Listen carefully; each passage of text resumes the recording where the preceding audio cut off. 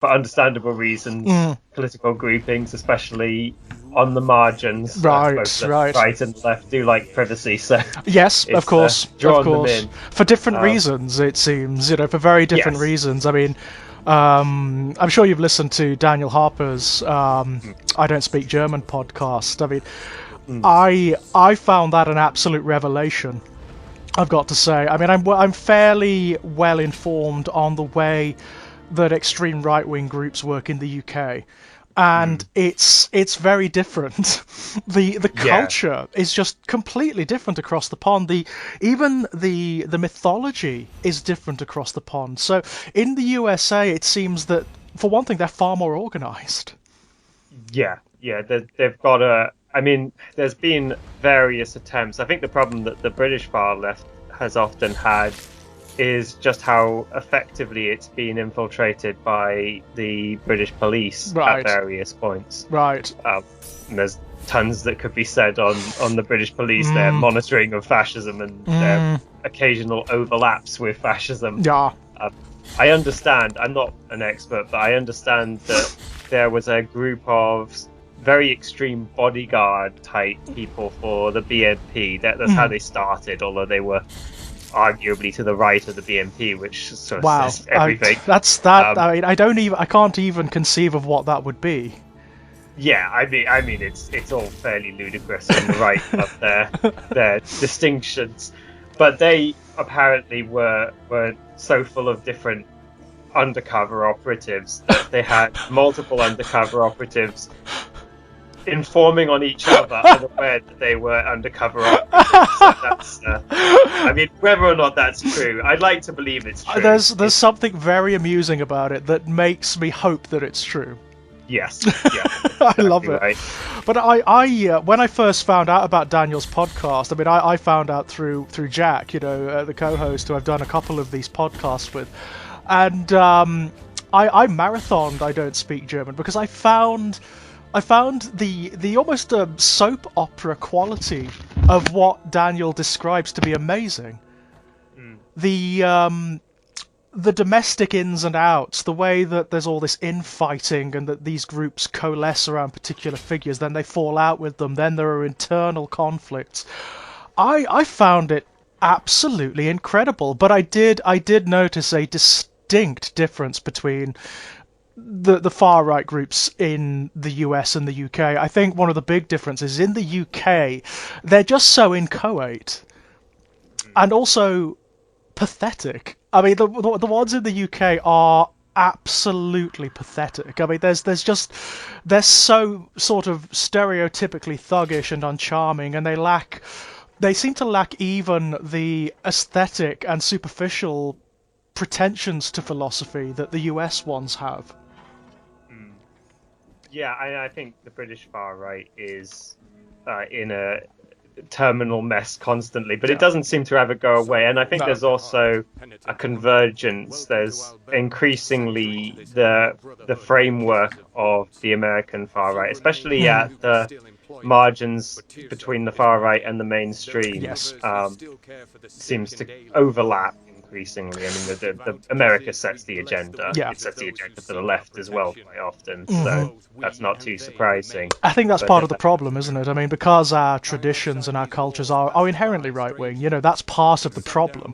That even as inchoate, as uncharming, as problematic as they are, there is still this very sincere overlap between mainstream assumption of what politics is, of what culture is, of how things should be, quote unquote, and with the ideals of the far right, and that is a real problem. It's an uphill struggle. Anyone who even vouchsafes even the mildest leftist ideals is always fighting against that, always. Yeah, and that obviously shapes how the left conceives as well, in terms of being able to imagine outside of the dominant ideas. It becomes difficult, so there's zero center of gravity towards the right, even on the left. Right. Yeah, It's yeah, and that's it's so problematic, isn't it? It makes you. It often leaves you in this wilderness, this unanchored place where it's very difficult to find any kind of direction. Like, where do we go? What do we do in practical terms? Without alienating people, without them responding with the preconditioned loony leftist blah blah blah blah blah, which is everywhere. I mean, that preconditioned assumption is everywhere. I mean, our media. I suppose a good place to start is with our media. I mean, our news media is it's in an unjustifiably influential place over our culture and our politics, and is inherently not just right wing in like economic terms or political terms. It's also bound up with racism and homophobia and all sorts of traditional phenomena. Yeah, I mean, as Marx says, the ruling ideas of any epoch are the ideas of the ruling class, and I think that's an elegantly simple way of Yeah. putting it. But the issue they have is that their ideas are contradictory and crisis prone and don't really explain very much. Right. So they have to run into that wall over and over again. Over and over again, but it's Yeah. one of my big problems with living in the UK is that it doesn't seem to make any impact. There is this kind of passivity, this cultural passivity, whereby people just accept it. This is the way things are now. This is the way things are supposed to be. And under that auspices, we find ourselves in a situation of escalating crisis and atrocity, which is just normalized. Yeah. I mean, I think the issue there, especially in this country, is that the forces that would counteract that, the working class forces or organizations, have been in terminal decline since Oh, hello. Hello. I lost you a moment there. I lost you just for a brief moment. Unplug and replug because it was getting fuzzy. Hopefully that won't happen too much. Oh, no problem. But yeah, those working class forces have been in terrible state since the defeats of at least the miners' strikes. At the very in least, the 80s. yeah. But I mean, that was always an upward struggle in terms of its potential of winning. Yeah. And there hasn't really been a big victory, arguably, since the poll tax and the bringing down of Margaret Thatcher. And even that didn't lead on to anything that was sustained. No. I'd have to complicated ideas as to sort of, I mean, I suppose everyone on the left has their own ideas, shared ideas about why that multi-generational decline has been happening.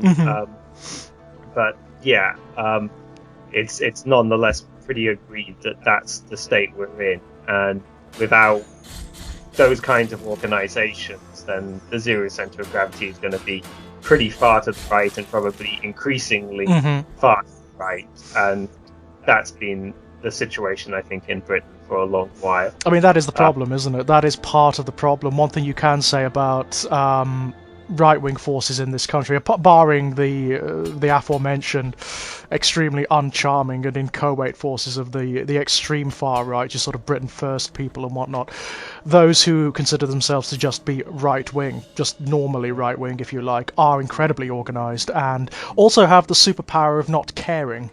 You know, which is it's a political superpower. They don't care about things like truth. They don't care about things like facts. They don't actually care about the complexities of the situation. It's this curious commingling of narcissism and politics, where everything is very short term. It's all about the individual. It's all about very concentrated power and influence for a very brief period of time.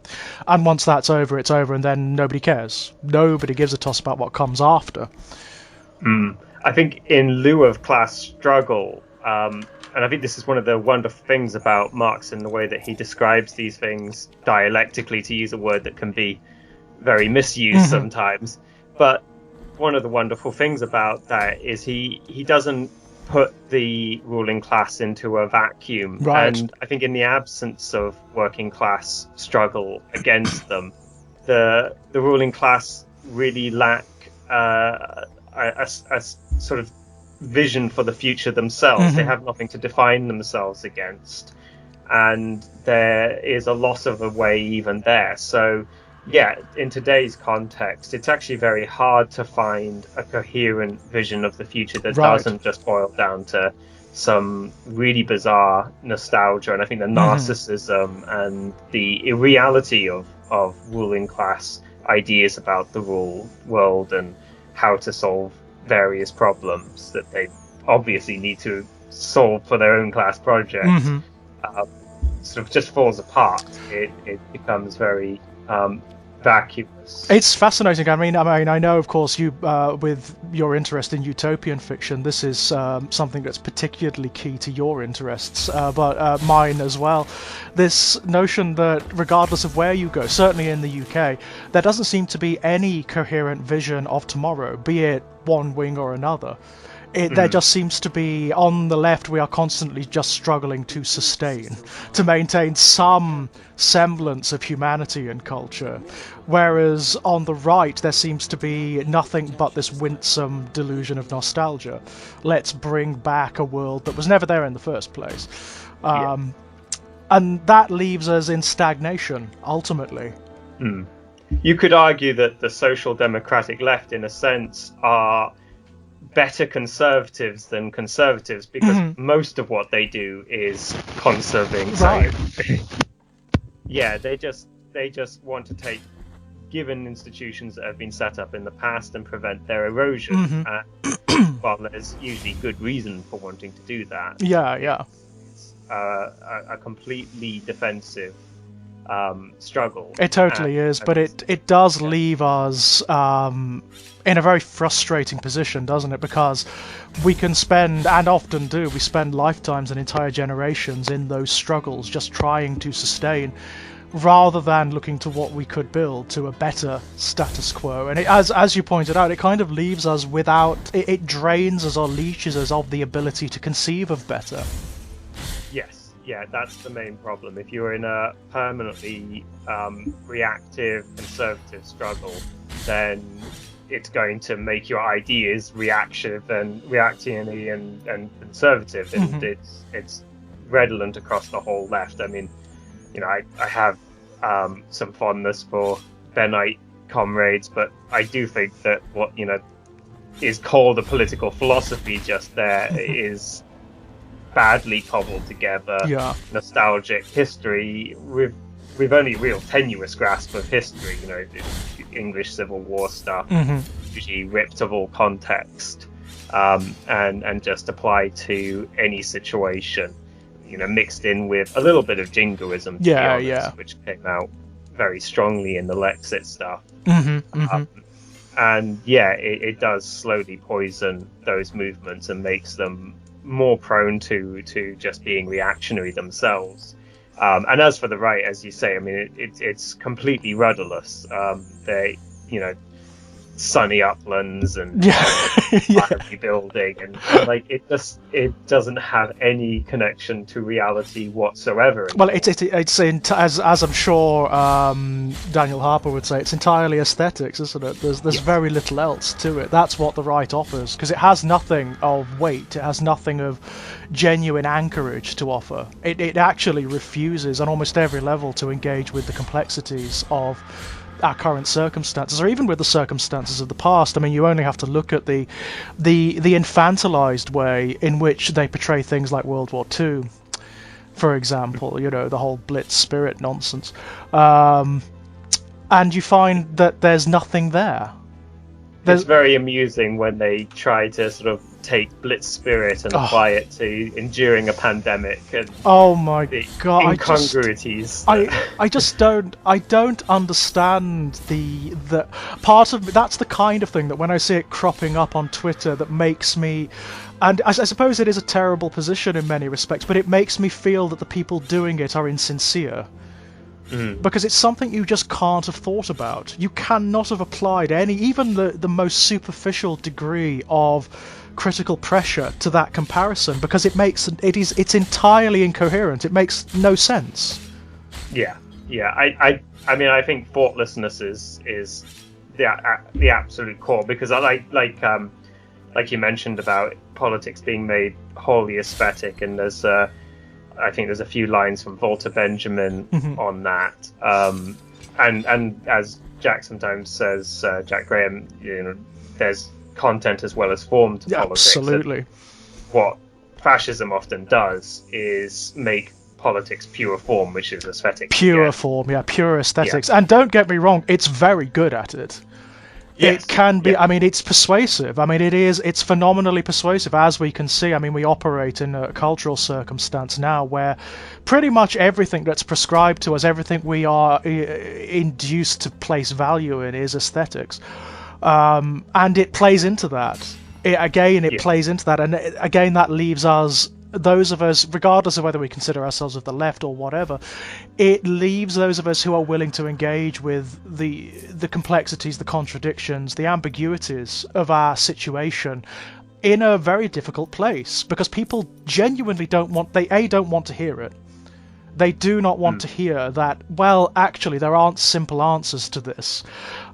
This is an incredibly complex, often unprecedented situation, especially when you bring into the question escalating and ever-changing factors like technology, the internet, so on and so forth, that by their very nature complexify the situation and leave the contexts that we're trying to apply to them in the dust. It comes off as an over-complexification of the situation, which is not true. That is actually how it is.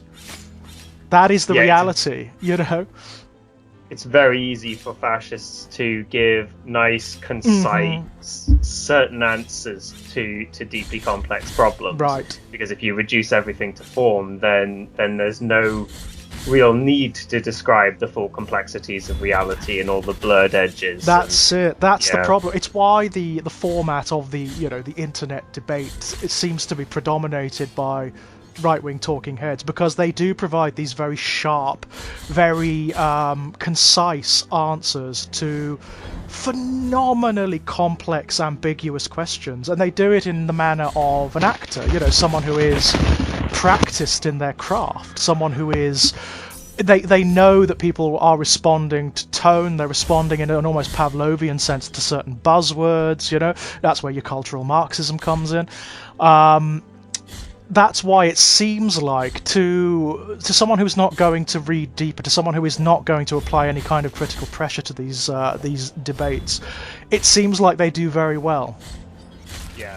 The sensationalism inherent to the architecture of the internet is an incredible gift to the right. Yeah. And I think the unwillingness of even those on the far left who do perceive some of these structural problems to really evaluate the internet seriously. I remember there were 2 articles on Jacobin, the American left-wing magazine newspaper thing. And they were sort of like 2 opposing attitudes that the left could have to the internet. And one of them was sort of the old television argument, the anti-television argument of the left of just switch it off, don't engage, which obviously worked really well when it came to television, because we no longer have to deal with that video at all. And the other one was that we should just sort of critically engage with it as a propaganda tool, but without any real sense of how that would work. I think it's probably being overly generous to call it a strategy, but even as it would work as a tactic, like how do individual atomized people on the left engage in this media without it affecting them? How do they remain pure instruments of left propaganda on these social media spaces? Right. I mean, it's all very well saying it, isn't it? Inducing people to do this or that, but without giving them the tools and the instruments to do so, the contexts to do so. All you're really doing is throwing them into the depths with the sharks, aren't you? And telling them to swim.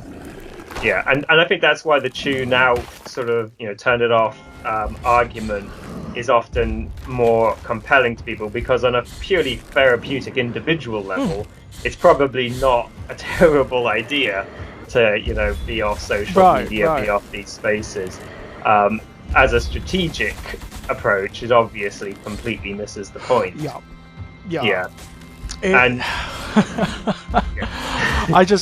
It's very easy to dip into nihilism, isn't it, when you start considering it in this way? But it is true. It is true. The fact that we are, I mean, I was talking to someone not too long ago, and in and of themselves, they are not, they would not consider themselves right-wing, they would not consider themselves racist or anything to that effect. But we were talking about the phenomena of Brexit, and one of the things that kept coming up was that they had done very little reading at all into the implications of either that vote or the later general election vote that came, and that left me reeling. You know, I was sort of like, well, if you haven't done the wider reading, how can you even place a vote? How can you even consider the ramifications of this? I mean, these are ridiculously complex matters. I mean, absurdly complex. Regardless of where you're coming from, you know, whether you're coming at it from a left-wing, right-wing, whatever, it doesn't matter. But to say that, oh, well, I voted this way because I didn't know any better. One of the huge issues is that without that base of sort of working class organization, it's very difficult for people to navigate the complexities of the world, because a lot of these questions, even, you know, from an academic standpoint, really can't be navigated on an individual level. Nope. You can't really understand the complexities of how class operates, of how that interacts with the economy, of how something as huge as the internet works on a person by person basis. And because people really loathe a vacuum of explanation, they're going to find an explanation that doesn't depend upon that work. Right. And that's where conspiracy theory and irrationalism and emotional decisions made, you know, on the basis of often personal traumas are going to step in. There's also that hideous phenomena, of course, of particularly parasitic individuals strewn across the internet who take full advantage of that. They're very willing to give them whatever answer sounds good. Yeah. Or whatever might appeal. You know, it's your Jordan Petersons, it's your Ben Shapiro's, it's your Tim Pools more recently. The phenomenon of online celebrity and micro-celebrity is a really tricky one. And I think even on the left, I'll avoid naming names because I think the drama is not worthwhile, but just, even on the left, it's a huge problem. Right. It's problematic, isn't it, when you surrender yourself to the authority of a particular individual just because you like the way they sound or whatever. I mean, that's part of the problem with Jordan Peterson, of course. It's the fact that he does sound good.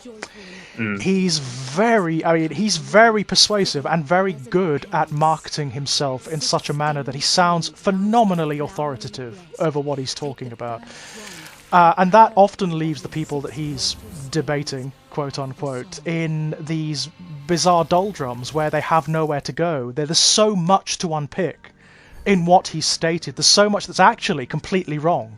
Just on a purely factual level, like when he's talking about Marx and he makes some statement like, oh, Marx doesn't take into account hierarchies. Like, well, yes, he does. Yes, he absolutely, 100% directly addresses hierarchies throughout the but it's so big and it's so subtle in Marx's writings that you could spend the entire 3 hours talking about that alone. Yeah, I mean, what really struck me it's the Zizek debate where a lot of this stuff really imploded, and for all the issues I sometimes have with Zizek, he certainly did undermine Jordan Peterson's credibility quite severely. Quite powerfully, yeah. Yeah, but the thing that really struck me is where he tried to attack Marx for having no ecological ideas, which is profoundly untrue. And there's a big renaissance right now in ecological Marxism and ideas around the metabolic rift, and really actually showing just how ahead of his time Marx was in understanding how ecology interacts with capitalist society. It's a fantastic book called Fossil Capital, which in some ways does take issue with some of Marx's ideas, although Marx was obviously on his own journey in some of these questions. Obviously, yeah. But But yeah, I mean, the idea that Marxism has nothing to say on ecology is it's absurd, little isn't it? ludicrous. Yeah. It's ludicrous, especially when you compare and contrast to what capitalism not only has to say, but does and is doing with regards to that. I mean, it's so ludicrous, it's so absurd that and part of me almost sometimes thinks, is that a tactic? Is that actually what they're trying to do? Are they trying to make you so breathless and so shocked at the ludicrousness of the statement that you find it difficult to come back to? It's very difficult to distinguish between a sophist and somebody who is just very muddled and maybe charismatic in certain ways. And I think the feeling a lot of people have around Jordan Peterson is that he's very sincere, and whether or not he's just a good actor at that, or whether or not there is a sort of tragic sincerity to some of his views. He certainly feels very tragic as a figure. He feels much more so than some of the others who often come across as these obscene clowns. Yes, he feels like this kind of ruin of a person that's struggling with like really deep, complex issues of how to deal with these inherent social conflicts and pathologies. I don't think any of that is true. I don't think that the issues and the tensions he identifies are especially real or as profound as he makes out. But I think he gives does a good job of projecting that. Yes, of making it seem as though they are massively powerful and sincere, and as though the solutions that one of the things I've noticed, one of the tactics he uses, and this is it's a defense mechanism, is that he won't offer any concrete solution, and if he does vouchsafe one, it will be floated in theoretical terms. So instead of saying, I want there to be some sort of totalitarian situation where women are forced to sleep with people they don't want to, he will say something along the lines of, well, it is the case that... Or it's very clever, because what happens, I mean, this is what happens whenever, I mean, I don't do it myself, but I've certainly seen it happening in debates over Peterson, when people come to criticize him over these ideas. His fans and his supporters will say, well, he didn't say that, you're taking him out of context, blah blah blah blah blah blah blah. And it's actually in and of itself, he does it so often and so regularly that in and of itself has become a meme. It's concern trolling really refined into an art, and you can see it done quite often without much finesse. I mean, an example of it would be, and of course it actually overlaps with Jordan Peterson as an arch right-wing transphobe, but transphobes in general seem to be masters of concern trolling. Yes, won't you think of the children brigade? Yes, exactly that. And it's always framed in harm reduction, and it's always framed in speculative terms. Yes. But those speculations can somehow justify taking real policy decisions that cause non-speculative harm. Right. To trans people. That's the irony, isn't it? That's the irony. I mean, they're actually the situations that they describe are always entirely imaginary. They're almost entirely imaginary compared to the suicide rates, the self-harm, the depression that actually comes from denying trans people what they need. It's quite incredible. It is quite incredible. And I think that's really difficult to argue with, because you find once you start trying to criticize specific points, you find that there's just this vacuum of nothing, that there's nothing to really cling on to, that you can't really pin them down on even any real policy position. You can just take their statements and try and follow them to conclusions and try and tie them down to those conclusions. Yeah. But they can usually convincingly argue that you're taking things out of context. Yes. Oh, that's not what I meant. No, that's not what I want. No, that's not what I said. What I'm actually doing, and of course they are, as is often a tactic with regards to people who are nominally of the right, or if not, absolutely of the right, to rely upon sentiment and particular trigger words. So think of the children is a big one, obviously. We're trying to protect children, and you're arguing against the safety of children. That's the way it's framed, isn't it?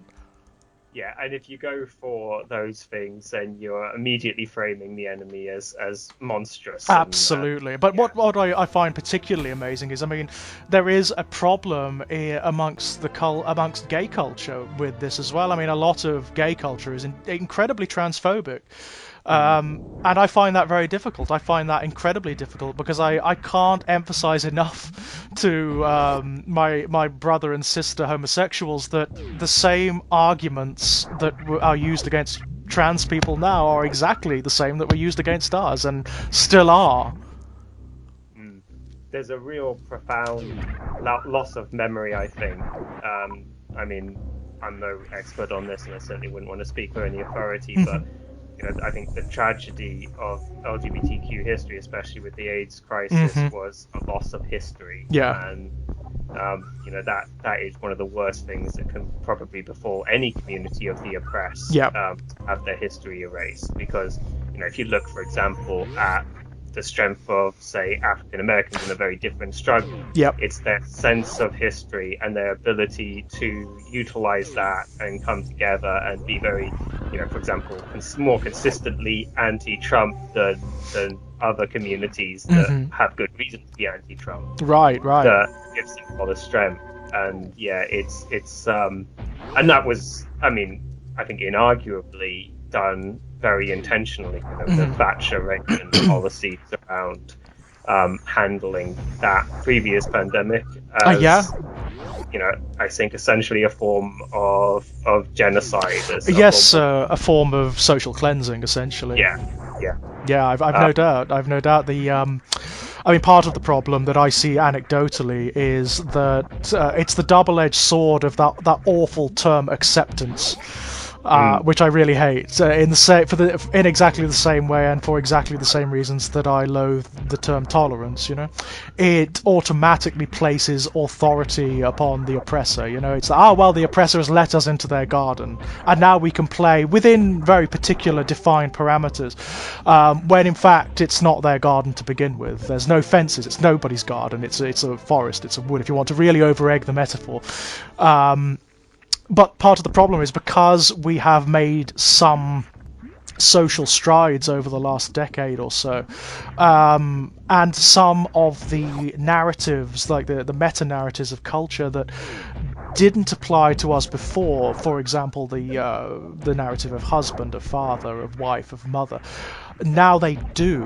We've managed to. It's almost like we're emulating straight culture in a certain way. Some of us have found a space in which to operate, and there's almost like a hideous slave mentality that goes on. There's like a gratitude feeling, or a sense that we don't want to lose that, and that somehow by shaking the boat, by rocking the boat, we might bring the negative attention back to us. And what we don't seem to understand collectively is that it's already there. If it's convenient for culture to scapegoat us, then that's what will happen.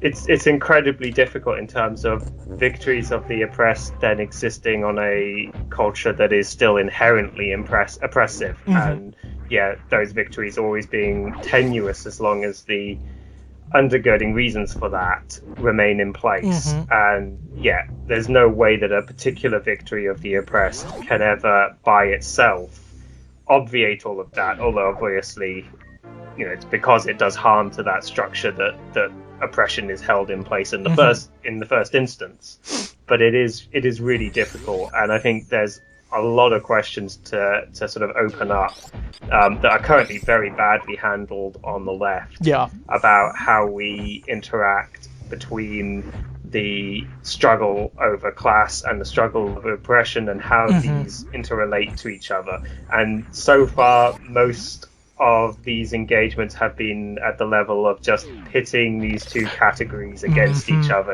identity versus class. It's so much, again, it's that problem. It's so much more complicated than that. Yeah. Unfortunately, it's not that. It's that binary doesn't exist in any kind of reality. Yeah. Usually these are actually not just bad conceptions of what identity is that reduces it to something static, something frivolous, something that's obviously to those people who maintain this position a distraction of some kind, which is obvious nonsense. But also their conceptions of class are bizarrely actually they're pardon again. No worries. They're really odd because they kind of mirror the straw man they set up. They have an incredibly identity notion of class. Right. About, more about culture and where you came from and certain regional traditions and so on and so forth than it is about, I think, still too much an identity framing, but the relationship to economy in the first instance. But much more importantly, and I think which is almost entirely absent and lacking, the agency of class, the way that class is dynamic, the way that class is about awareness. There's a fantastic phase in 18th Lumiere by Marx where he talks about a potato in a sack being in no sense in a class of potatoes. It's just another potato in a sack. And a worker who is like that, who is just completely atomized from other workers, isn't really in a class. There's no class agency there. There's no class solidarity. There's no awareness of class. And there's a process which Marx beautifully captures in this Hegelian language of class in itself, which is the class sort of pursuing its own interest within the context of class society, and then class in and for itself, where it tries to break down the very logic of class society and abolish class in its entirety. And that has just gone from I think certainly from left language. Yeah. It's gone completely, I think, in this whole discussion.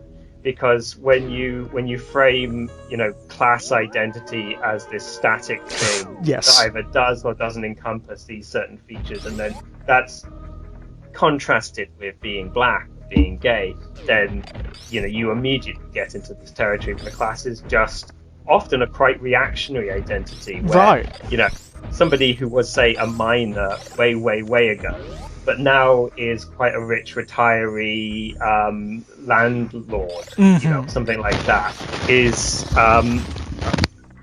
apparently like more working class than a Deliveroo driver with green hair who's trans and black and so on and so forth. These are, obviously not, working class identity. They're not having a regional accent. Clearly, it's absurdist, isn't it? On that face of it, it actually becomes absurd.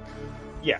And I don't think anyone ever consciously frames it so ludicrously, but if you actually look at the tone and content of a lot of the debates, these notions of class become really confused. And it is obviously complex, because as much as I don't think class can be reduced to an identity, of course, class informs identity. That's it, isn't it? That's the problem I think that people have. It's the fact that, yes, it's neither one thing nor the other. It actually informs notions of identity as much as anything else can, but like everything else, it's not a static thing. It's very difficult when it comes down to providing very concrete definitions, or even describing the mechanisms by which it does inform one's identity or whatever, and how it in fact interacts with all of these other factors. So if you take the example of happening to be gay or trans, and you look at it in historical terms, there is a reason why there was a tendency for LGBTQ movements to coincide with working class movements at one time. Absolutely. I mean, the oppressed are always going to be prominent within the working class, because in part oppression is how class society separates the working class. It's how it keeps them divided and antagonism with each other. It's preventing them from being a class. Yeah. In a very real sense. And I mean, obviously, you can be oppressed and not part of the working class or even a worker. And someone like Barack Obama is definitely in a category of the oppressed without being in any way exploited in the traditional Marxist. Yeah, this is another problem, isn't it? That people look at the concept of oppression and they only look at it in very capitalist terms. So they, oh well, this person has money and they are, in a very material sense, successful, quote unquote. So how on earth can they be oppressed? You see it all the time with things like the criticisms launched at Black Lives Matter and that kind of thing. You know, where people will put up pictures on Twitter of successful black people, and they will say, "Oh yes," they will say things like, "White privilege doesn't exist," or "Oh, this is an example of white privilege," or whatever, and that misses the point. It misses the point entirely. It actually deliberately ignores the incredible complexities of what that means. Yeah, it's like the most vulgar form of materialism imaginable, where if things can't be substantiated at the material level, they just don't exist. There's no such thing as ideology. There's no such thing as history. It's a really peculiar move, but you can obviously see how it's rhetorically effective. Absolutely. Absolutely. I can see why it works. Yes, yeah. And of course it trades on people's very real resentments. Yes. I mean, obviously people who aren't in obvious categories of the oppressed or in any category of the oppressed, that are obviously white, cis, heterosexual men with no disabilities, etc., who are nonetheless incredibly exploited, who have done very badly in life. And I think, without a sense of their agency and without a sense that their struggles have been taken seriously, it's very easy for the far right to appeal to them and say, oh, look at these left-wingers, they're mocking your lives, they don't take into account your struggle. I mean, none of this, of course, is true, but it's very easy to set those up. Absolutely, and it's part of the problem, isn't it? I mean, it's that poisoning of the well that happens that's part of the big problem. I mean, one of the things where the likes of Jordan Peterson they verge on a kind of truth is that, yes, there is definitely this substrata of lost, lacking in identity white young men who have nowhere to go. They have no sense of who they are. Society and culture doesn't provide anything for them.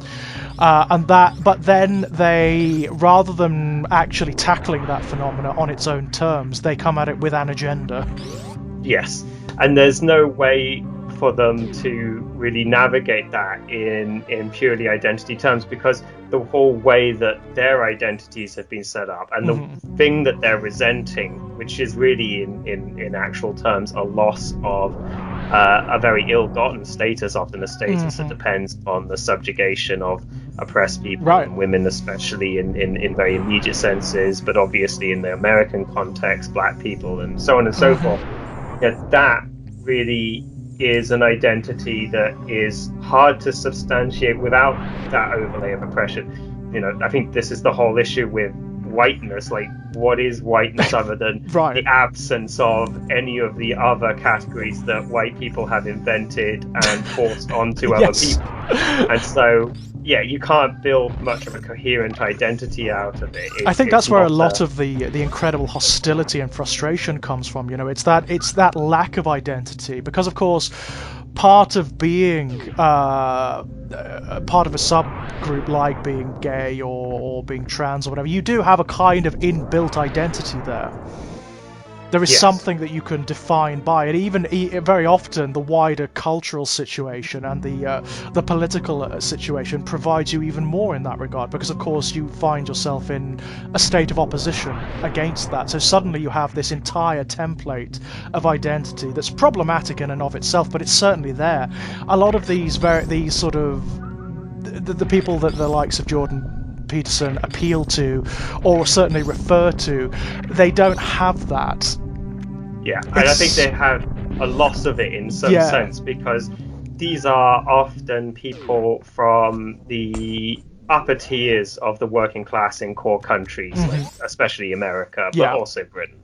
And they have a cultural memory of having certain allowances afforded to them. They're not obviously immune to the caprices of class society, and they have obviously been in classes that have experienced all kinds of horrors at various points, but they have authority over women. They have the status over other groups of, over groups of the oppressed, over other groups in society. They have that sort of built in. Yeah. And when they perceive that eroding in any even tiny sense, they become obviously and quite almost comically enraged to the context of the slight. I mean, the Gamergate phenomenon is like that writ large. The gay people being depicted in games, yes, right, depicted in games suddenly became this monstrous erosion of their entire sense of self. And Jordan Peterson directly appeals to those people who really, they're resenting quite a shitty life, losing quite a shitty life. They would have got a guaranteed job, a guaranteed housewife, maybe, at least in their idealistic conception, a certain sense of dignity afforded them. They'd still be horrendously exploited. They'd still be, in many ways, quite fragile to crises and ruptures, but they had a certain set of things afforded to them. And as proletarianization really increases due to the ongoing economic crisis around the world, they're sensing a loss of that, and they're lashing out at the people that they've been trained to lash out. That's exactly it, isn't it? It's ironic because, of course, what it does as well is that it places them in a very similar situation to those who have more traditionally faced oppression and denial on a cultural and political level. So rather than directing their attention to the very systems and injustices that are causing this situation, people like Ben Shapiro, Jordan Peterson turn them against one another. They turn us against one another, and allow those same systems to grind on. In fact, they even enshrine them, the degree to which people who are patently oppressed will turn on one another rather than looking at the assumptions in which they're operating is phenomenal to me. It's phenomenal to me. The example I think of is the working class person buying the Sun, it's buying the Daily Mail, papers that absolutely loathe them. Yeah, I mean, that's where a total lack of class agency really plays in. They're identifying with the systems that are obviously harming their lives, and there's no tethering to something that could unify them against that. And I think that's the great tragedy of our situation currently in places like the US and the UK. There's so many people who have a huge amount to gain from unifying with people who are oppressed, people who are different to them. Would prefer to look to the likes of Ben Shapiro and Nigel Farage here in the UK, obviously. Yes. It's even more insidious here in the UK in many respects, because at the very least, people like Jordan Peterson, Ben Shapiro, yes, they are actually born to privilege in many respects, but they're not born to privilege in the same way that the people who manipulate the situation are here in the UK. Like, your Nigel Farages, they are old aristocracy. Yeah, I think the existence of an aristocracy here with a very uninterrupted tradition of class rule, and the way that integrated with the bourgeoisie, the alleged absence of a full bourgeois revolution in this country, the argument that it didn't really fully achieve its goals and create a proper bourgeois society here. I often turn to E.M. Foster's fantastic essay, some notes on the English character, I think that's what it's called, and he begins with the English public school and the way that trains this sort of muddling, this way that we can sort of muddle ourselves within British culture, so that we don't really do things out of spite or a complete lack of feeling, but an ability to convince ourselves through sort of slow, torturous, almost eternal sophistry, that actually we're doing the right thing. Yes. And, you know, when you look at how prominent, for example, transphobia has been in the UK, and you can see that process of muddling, and I think you can see it especially amongst so-called progressive transphobes, which is, I would say, an oxymoron. It's a bit of an oxymoron, isn't it? Yeah. And yeah, I think we have a fantastical capacity to do that. And I think it's obviously most people in this country don't go to public schools, but the ethos that's trained into those that do seeps throughout the whole of British culture and society, because they are the dominant class, and therefore their ideas predominate. And it's a serious problem. I think it leaves us very vulnerable to fascist grifts from elsewhere, but also issues arising internally, and makes us very fragile to these things. I think there's a reason why Brexit, which arguably, I mean, Trump even credited it with being the reason behind his victory, that he would not have won in 2016 without Brexit being a precursor. Right. And you can think about actually how we joined the war in Iraq and how that was so instrumental, maybe not vital, but certainly very, very important to the propaganda war that Bush fought around the world, that he had the sensible British on side. Right. This culture that was old and revered and known to be grounded had backed his decision to listen to God and kill a bunch of people in another country. It lent huge credibility, and I think Britain has this really strange internal culture that I think people now elsewhere, I think people elsewhere have always had a sense of it, but I think more people elsewhere are really getting a sense of just how I think so. And I mean, us as well. I mean, I think what may have happened for many of us who consider ourselves to be of the left or just generally socially liberal is that the last decade or so has been something of a shock and something of a horror. Yes. To many of us, because we just assumed rather blithely, I think, that there was a general erring towards progressivism of some kind. I think there was this kind of sleep during the late 90s, early noughties, where a kind of illusion of, I mean, in Francis Fukuyama's words, that history had ended, that liberal democracy had absolutely, demolished any alternative, that there was nothing else that could take its place. And I think the Iraq War did damage that view, but I don't think anyone seriously thought that the alleged enemy in that war was a threat to the hegemony of liberal Western democracy. And what really finally just destroyed that orthodoxy and reawakened history in all of its potential humanity and its potential transcendence, but also in all of its darker features and its grimness and its violences, was away. I think the dream was always the dream. It was always a fantasy. History obviously continued uninterrupted through that period with all the usual death and misery associated with it.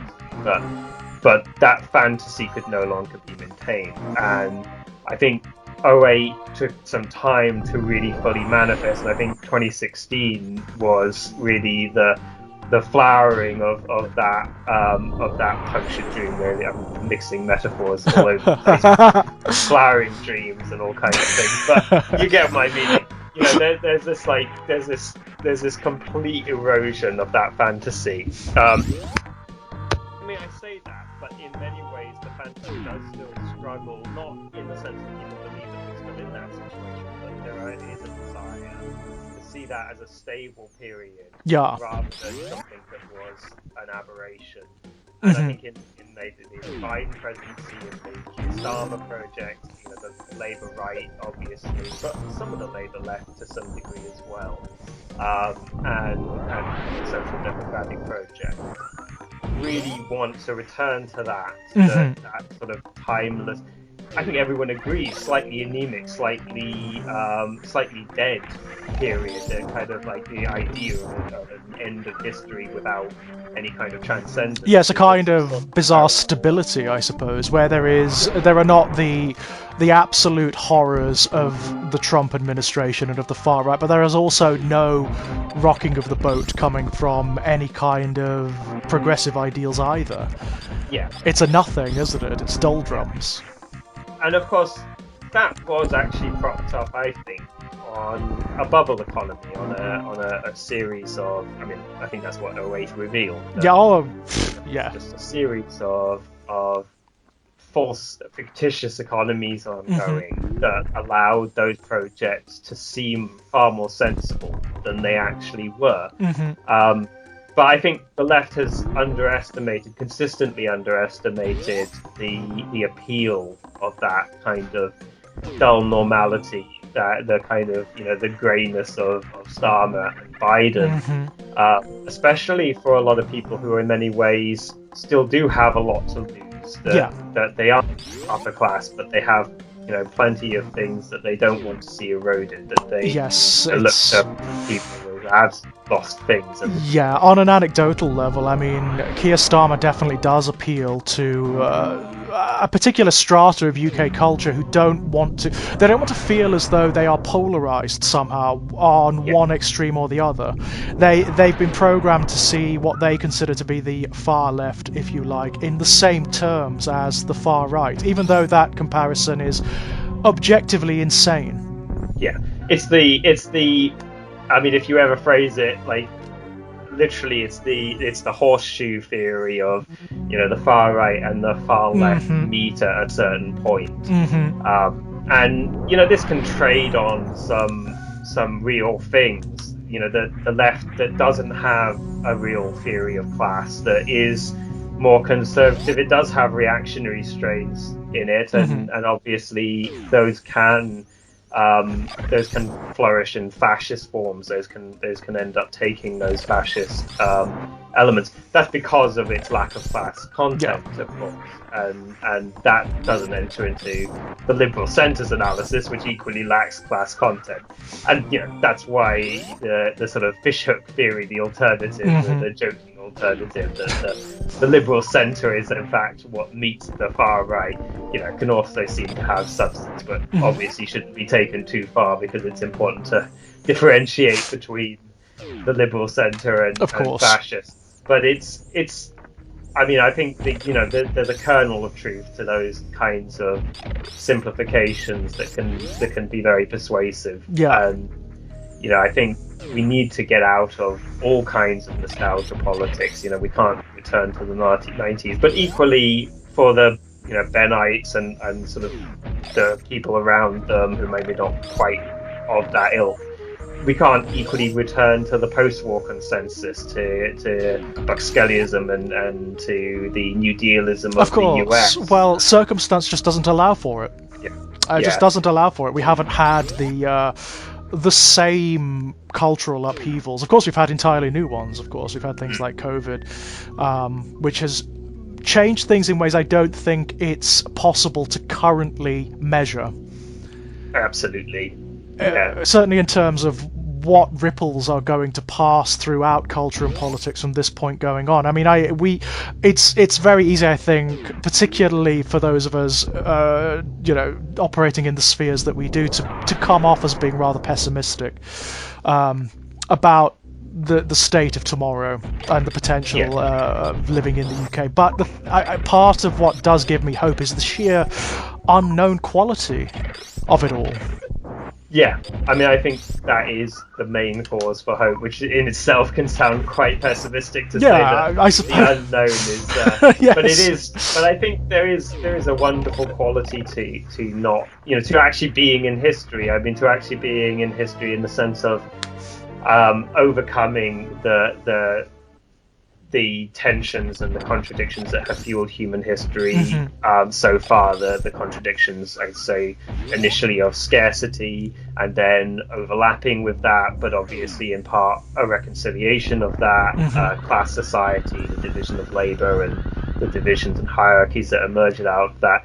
And the dream of landing in some kind of stable class society where oppressions just start to seem timeless, but we sort of chip away at them. There'll always be racism, there'll always be homophobia, but we can do occasional like nods to it and try and deal with it. That obviously is tempting, especially with people who don't face those kinds of oppressions Of and who are course. doing relatively well.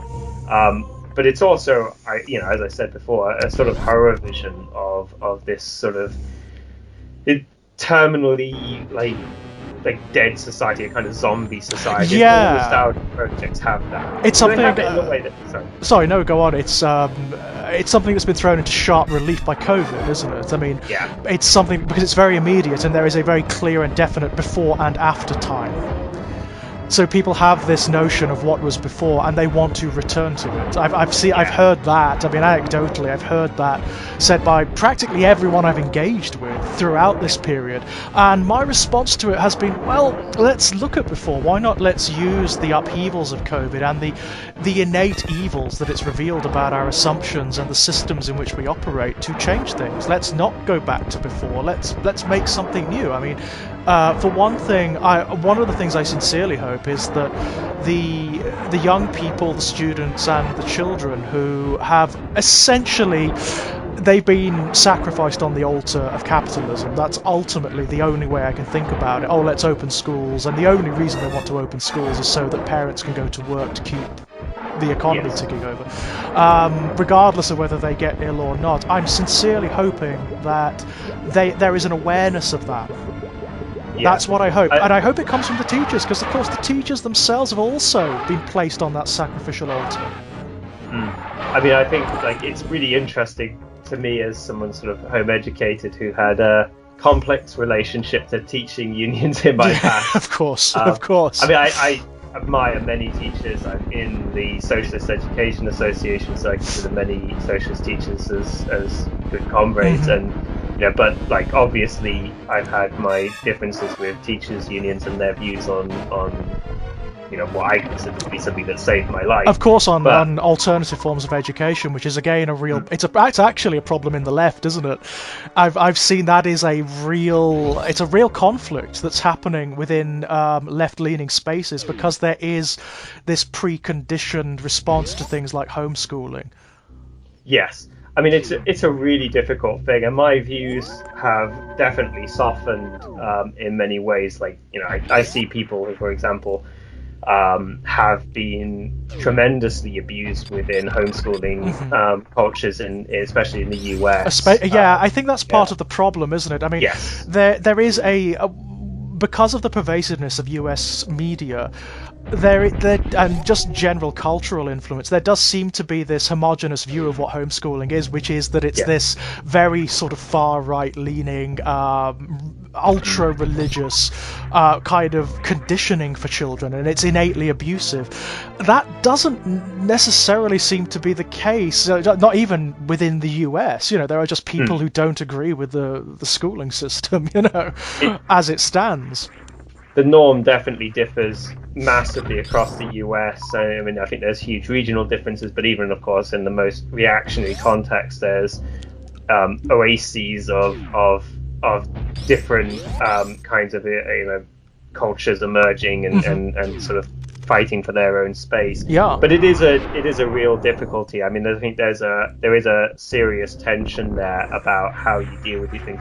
My problem with the left is I think that there is that attitude that can be sort of mocked on one level as sort of socialism is just when the state does stuff, and the more the state does stuff, the more socialism it is. Right. And that view of socialism is one that I would want to completely repudiate. Yeah, absolutely. In any way a fan of the state. No. Almost nothing it does is very good. And whilst obviously I do see the way that different kinds of power vie with each other, and the vacuums obviously don't really subsist for very long, and such, and I don't think you can have I don't have an anarchist conception of these matters, that just the erosion of all state power is an inherent good, abolish the NHS, right. being especially brilliant idea or something. But yeah, it is a problem with a lot of the ways that the left projects that's been tied to social democratic parties really conceive of these things and conceive of questions like home education, and it's very hard to really correct, because I think that is what most people mean when they say that they're a socialist. Unfortunately, I think there's a problem whereby that misconception has infiltrated socialism itself in many respects, and that can be enormously problematic. Yeah, the actual power of working class people and organizations, it takes a sort of second seat to the power of bureaucrats, right. In any given context, and allegiance to socialism becomes allegiance to particular socialistic governments. Right. And when it's framed that way, we're always going to lose, I'm afraid. Yeah. We're always going to lose. It comes up against something not only philosophical and ideological, but innately human. That rebellious factor. I don't want to be told what to do. Yeah. Well, and I mean, also these governments just can't abolish capitalism. Right. It's not their gift. I mean, I was a very critical defender of the Corbyn project. I thought that it was worthwhile being involved with at the very least. But I had no delusions of a Labour Party government, ushering in the revolution in a coherent sense. And that doesn't even, with my conception of what socialism is, that's not even a coherent thing. Right. It isn't for government to abolish capitalism, and it isn't for any elite group of serious-minded conspirators to do that. That's how history progresses, and it's certainly not how the history of a mass struggle would progress. No, of course. I mean, it's part of the misconception about the Corbyn project entirely, isn't it? I mean, even when you look at the documents it produced, like the last Labour manifesto, that wasn't its intention anyway. It was the merest amount that needed to be done to keep the UK a stable society. And that's it. And sometimes not even that. I mean, like right on the heels of the Black Lives Matter protests starting, right before that, rather embarrassingly, the most left-wing manifesto this country has seen for a very, very, very long time, had as one of its core tenets a massive increase in funding and numbers of the police. Right. That's not. I wouldn't even call that a progressive policy. And it had a huge fudge around trans rights, which I think is deeply embarrassing. It had a lot of issues, I think, baked into it. Yeah. And that's because that's how that kind of politics operates. The politics of electoralism. It's playing the game, isn't it? Yeah. You're not trying to raise consciousness. You're trying to win over pre-existing people. So I think Corbyn did shift the narrative in certain ways, in ways that are not typical for an electoralist project, and that's potentially valuable, but can also, wayside people if it is connected to other things. Well, as we saw, it can also backfire on a national scale enormously. You get enormous pushback against even that. I mean, Corbyn's threat to the status quo, as it was sort of perceived, was minor, was incredibly minor, if it could be called a threat at all, but it was responded to as though it were a virus. I mean, even Miliband, who was considerably... Miliband is a figure I wouldn't consider a socialist whatsoever. No. Not even I wouldn't even call him, vaguely social democrat. He was still described as Red Ed. Right. It's bizarre, isn't it? It's the same thing you're getting in the US now, of course, with Biden. The notion of calling Biden in any way a socialist or in any way of the left, it can only operate in absolute either ignorance or denial of his political record. Yeah, it's a fantasy politics. I mean, some of that is wrapped up, obviously, with the huge burgeoning conspiracy theory and the idea that Biden and is a a member of this evil group of international globalists who Right. are obviously pedophiles, because why not throw that in? And obviously cannibals as well, Why because that's not? a Why not? yeah, and probably with a deeply anti-Semitic vein. These Hmm. people are obviously always the tools of some kind of international Jewry, and socialists and black rights movements and so on. They become pawns in this. There's not. They don't really believe. The likes of the QAnon people don't really believe that there's an actual egalitarian vision that's trying to be enacted. They just see, the likes of myself and Hmm. so on as the kind of unwitting tools Yes, of the this. dupes. Yes, yeah. Yeah, It's yeah, amazing, isn't it? I mean, you see it very, very often on Twitter. You keep seeing people describing like Black Lives Matter as some sort of globalist conspiracy, some sort of. I've even seen it described as Marxist, and I'm like, I don't even understand what you mean. I mean, undoubtedly there are some Marxist currents in Black Lives Matter, but their project is, obviously not principally that, It's and not. It's yeah, simply not that ideologically founded. yeah, You know, it's not that coherent. no. Yeah, It wasn't yeah. from conception, it was almost spontaneous in many respects. It was a response.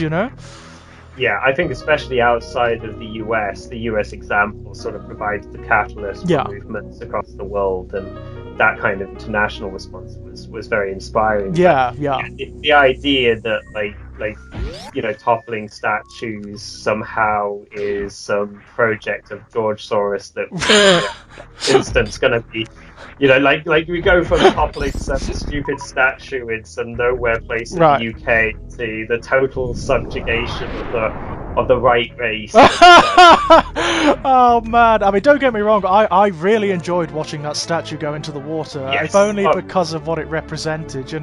Because I was shocked. yeah, I was operating under the assumption that that kind of revolutionary spirit just didn't exist in the UK anymore, that it was done. Nobody would dare. If only for fear of being arrested for vandalism or something like that. So seeing it go into the water was a wonderful thing for me. It was really uplifting. But the notion that it could in any way result in these almost like apocalyptic ripples across the face of society, it's just madness. I mean, as you say, it was an incredible moment, and a comrade of mine in the anti-capitalist resistance was debating one of these alt-right types. I can't remember her name. She has a radio show. Right. Somehow she brought him on without any awareness of his politics. I got quite a surprising set of answers on his views on all of this. Brilliant. He's a historian and had quite a good set of sort of very hard answers to her. And yeah, it was wonderful. But the idea of linking it to this stuff, it shows the inherent contradiction in their self-conception. Because at once, obviously, these supremacists and jingoists like to create a vision of Britain or whiteness that is all-powerful, incredibly robust, but also needs to be preserved in its fragility because of that robustness. Like, you need to protect the strength. Like, if we don't protect the fragile strength, then we'll no longer have the strength. And it's just like it's not just contradictory in some deep or subtle way. It's on a surface level. It's garbage. Dynamically, it reminds me very much of the arguments that were being had like in the early 2000s across YouTube and the internet, when you really had the efflorescence of like the atheist versus theist arguments. And one of the things that came up quite often is that there's this notion that God is all-powerful, omniscient, and omnipresent, but needs to be protected at all costs by fragile human beings. It's the same dynamic, isn't it? It's like, well, of course that's garbage. Of course that's absurd. Yeah, the brittleness of the concepts as against how they're defended is quite an amusing thing. And it shows you that these are not really about anything in the world. Sorry. Yes, no problem. Yeah, I don't know if he's the one you're looking for, but I found a Belmont. Mm-hmm. Really? So he is here. From late But the one I saw was the enemy. He was the lord of this castle. Ways. Right. I increasingly think That that's can't be true. that's actually You're quite wrong. valuable. I must go now. Yeah, the pathologies on display and shared collective pathologies when people are making such surfacely ridiculous arguments. Kind of, they're amusing on one level, but they clearly show that something is very deeply wrong. Oh, absolutely, yeah. It becomes apparent when you actually start engaging with any one of them on a personal level, because it is actually impossible to have any kind of conversation. The ideas are this bizarre swirl, they're ephemeral, they're so absurd often and so self-contradictory that you can't get any bead on them. Yeah, I think that's exactly right. Just suddenly aware that we've gone on a different tangent. I was thinking of a lead-in. I think as long as you don't object, I think what I'll do is call this not Metroidvania, and we could discuss that next time. Yeah, I was thinking of sort of making an interesting sort of side note on how those games, I'm thinking especially Blasphemous and Hollow Knight, you know, a lot of what those two games are about is very much desperately protecting these fragile, decaying, godlike figures. Like they're both very much worlds consumed by these pathologies in interesting ways, and in that sense, very timely. I mean, like both of those worlds, both the world of Hollow Knight and the world of Blasphemous, they're like consumed with ideology. Hallownest and Custodia, respectively. And they're sort of littered with the remnants of old religions that have crumbled, and the adherents of which sort of both attest to the enduring value of and how strong these things are and how timeless they are, whilst they sort of crumble all around them. And yeah, I mean, it's obviously inherent to the comedy of both games. Absolutely. I mean, particularly, I mean, it's certainly present in Hollow Knight, but I find it very. It's a core part of what makes Blasphemous work. I mean, in contrast with the extreme aesthetics that go on throughout that game. Yeah. I mean, I compared it to sort of the grimdark aesthetics, and I think it fits neatly within grimdark in many ways. It's got similar sort of merge of punk and geek and various sort of borrowed aesthetics. So obviously, sort of Catholic Spain. Of course, yeah, just hugely many artistic traditions from the era. And there's something about Spanish aesthetics in games working very well. Like Baldur's Gate 2 is probably my favorite game ever, and that I would say is just utterly grounded in sort of Spanish aesthetics too, like the World of Arm and the World of Arm. Yeah, it's so beautiful. I that game, that's an entire podcast in and of itself. Baldur's Gate 2, I think. I mean, just on, if nothing else, like the personal resonance of that game, which I know is profound for you too. We could talk on that and Baldur's Gate 3, which is also really, Yes, have you played it yet? I haven't played it yet. No, I've for some reason I've avoided it thus far. There's a part of me that feels that it's done. You know, it's that part of me that's tied into the Baalspawn saga and identifies that almost exclusively with Baldur's Gate, which is not fair, of course, because Baldur's Gate exists as a place in the Forgotten Realms. You can do whatever you like with it. There are infinite stories that can be told around Baldur's Gate, but for me it does operate almost exclusively with reference to the Baalspawn saga. But I will play it, definitely. I will play it. I'm sorry. Yeah, I mean, it's interesting actually how they've handled that, and I won't give too much away, but they very consciously not try to continue on the Baalspawn thing. Good. Well, how could you? I mean, it absolutely does. The only way I could see of doing that is if they did an interim story, you know, while the Baalspawn saga was actually happening. Yeah. I mean, I suppose one way would be, and I have problems with this approach generally, but you pray for the soul of your friend. But one way would be a free. Yeah.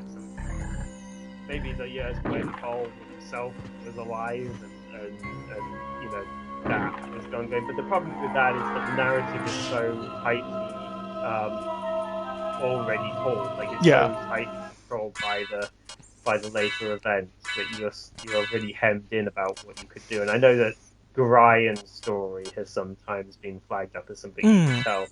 I've never found Ryan that interesting, to be honest, as a character. He's the guy who sets the quest off. Yeah, that's basically it, isn't it? He's the cipher for the story in the first Baldur's Gate, really. Yeah, and I certainly wouldn't want a game where you were limited to playing as Ryan. No. I mean, in terms of character options, that would be... that would kind of defeat the object for a D&D based game. It's got to be your character, doesn't it? Yeah. No, I think they took the right approach, and what they really preserved from the Baldur's Gate game, and I think in some ways improved, which isn't something I say easily, is the sense of world building, that sense of the world that's something that's alive independently of your character, however large your character looms in it, and how large your own personal quest factors to that world. There's a lot else going on, and there's a lot of characters with their own motivations. And one of the ways they do that, I think, is in how they set up different... I always hear it creeping. I actually heard that coming that time.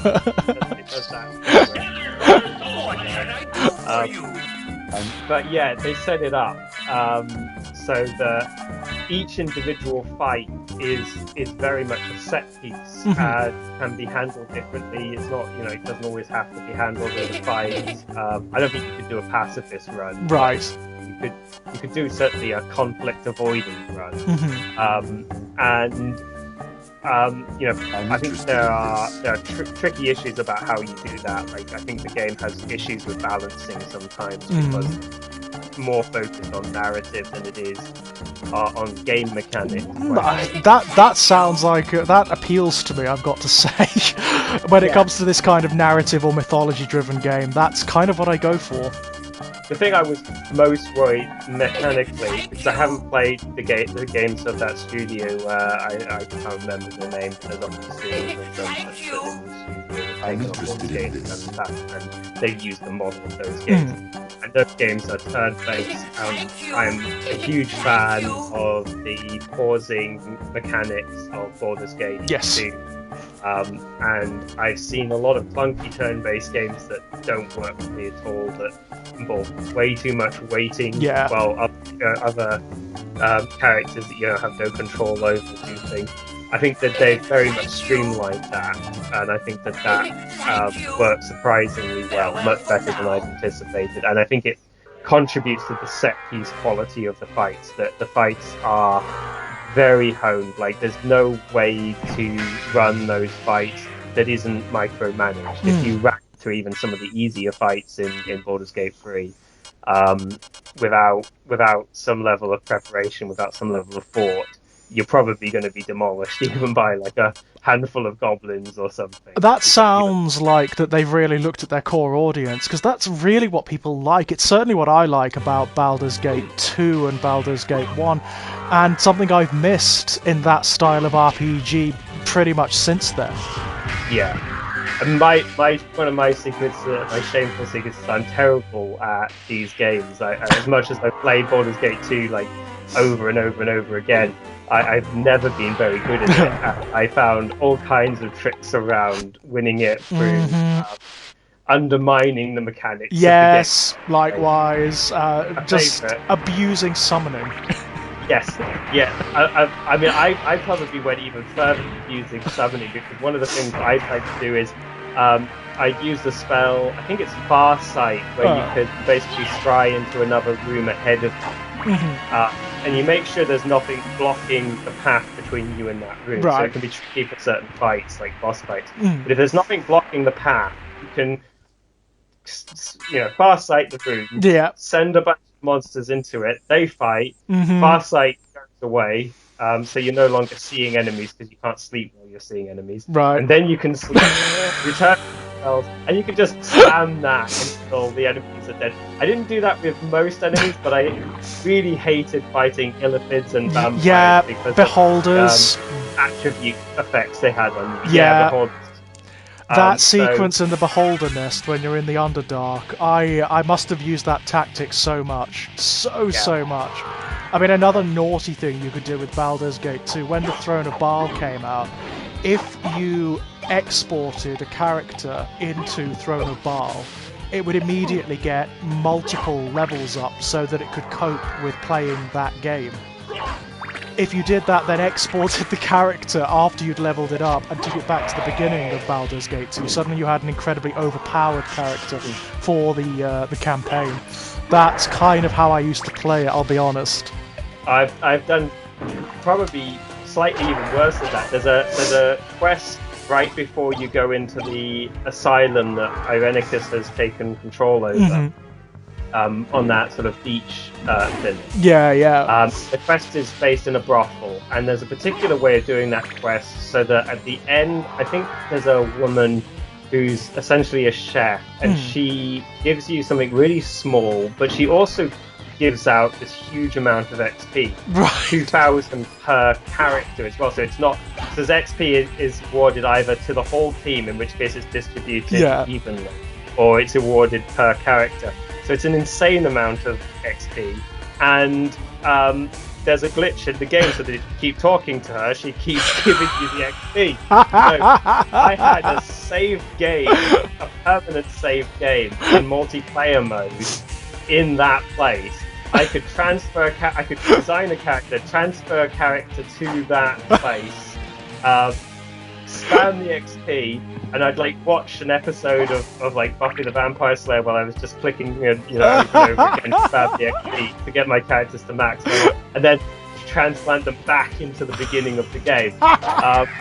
So yeah, I have like fully maxed out characters, and you can create. Of course, you don't even have to go with the NPCs. I generally do because I like them, but you can create an entire adventuring group through multiplayer. So you can have like a whole group of epic level characters sort of steamrolling their way through most of the game. Brilliance, absolute brilliance. I mean, my usual tactic was cowardice, I'll be perfectly honest. Always a magic heavy party. There were always lots of wizards, all of which often had lots of summoning spells. It would always be something like Mordenkainen's sword, fire elementals, conjure planar, that kind of thing.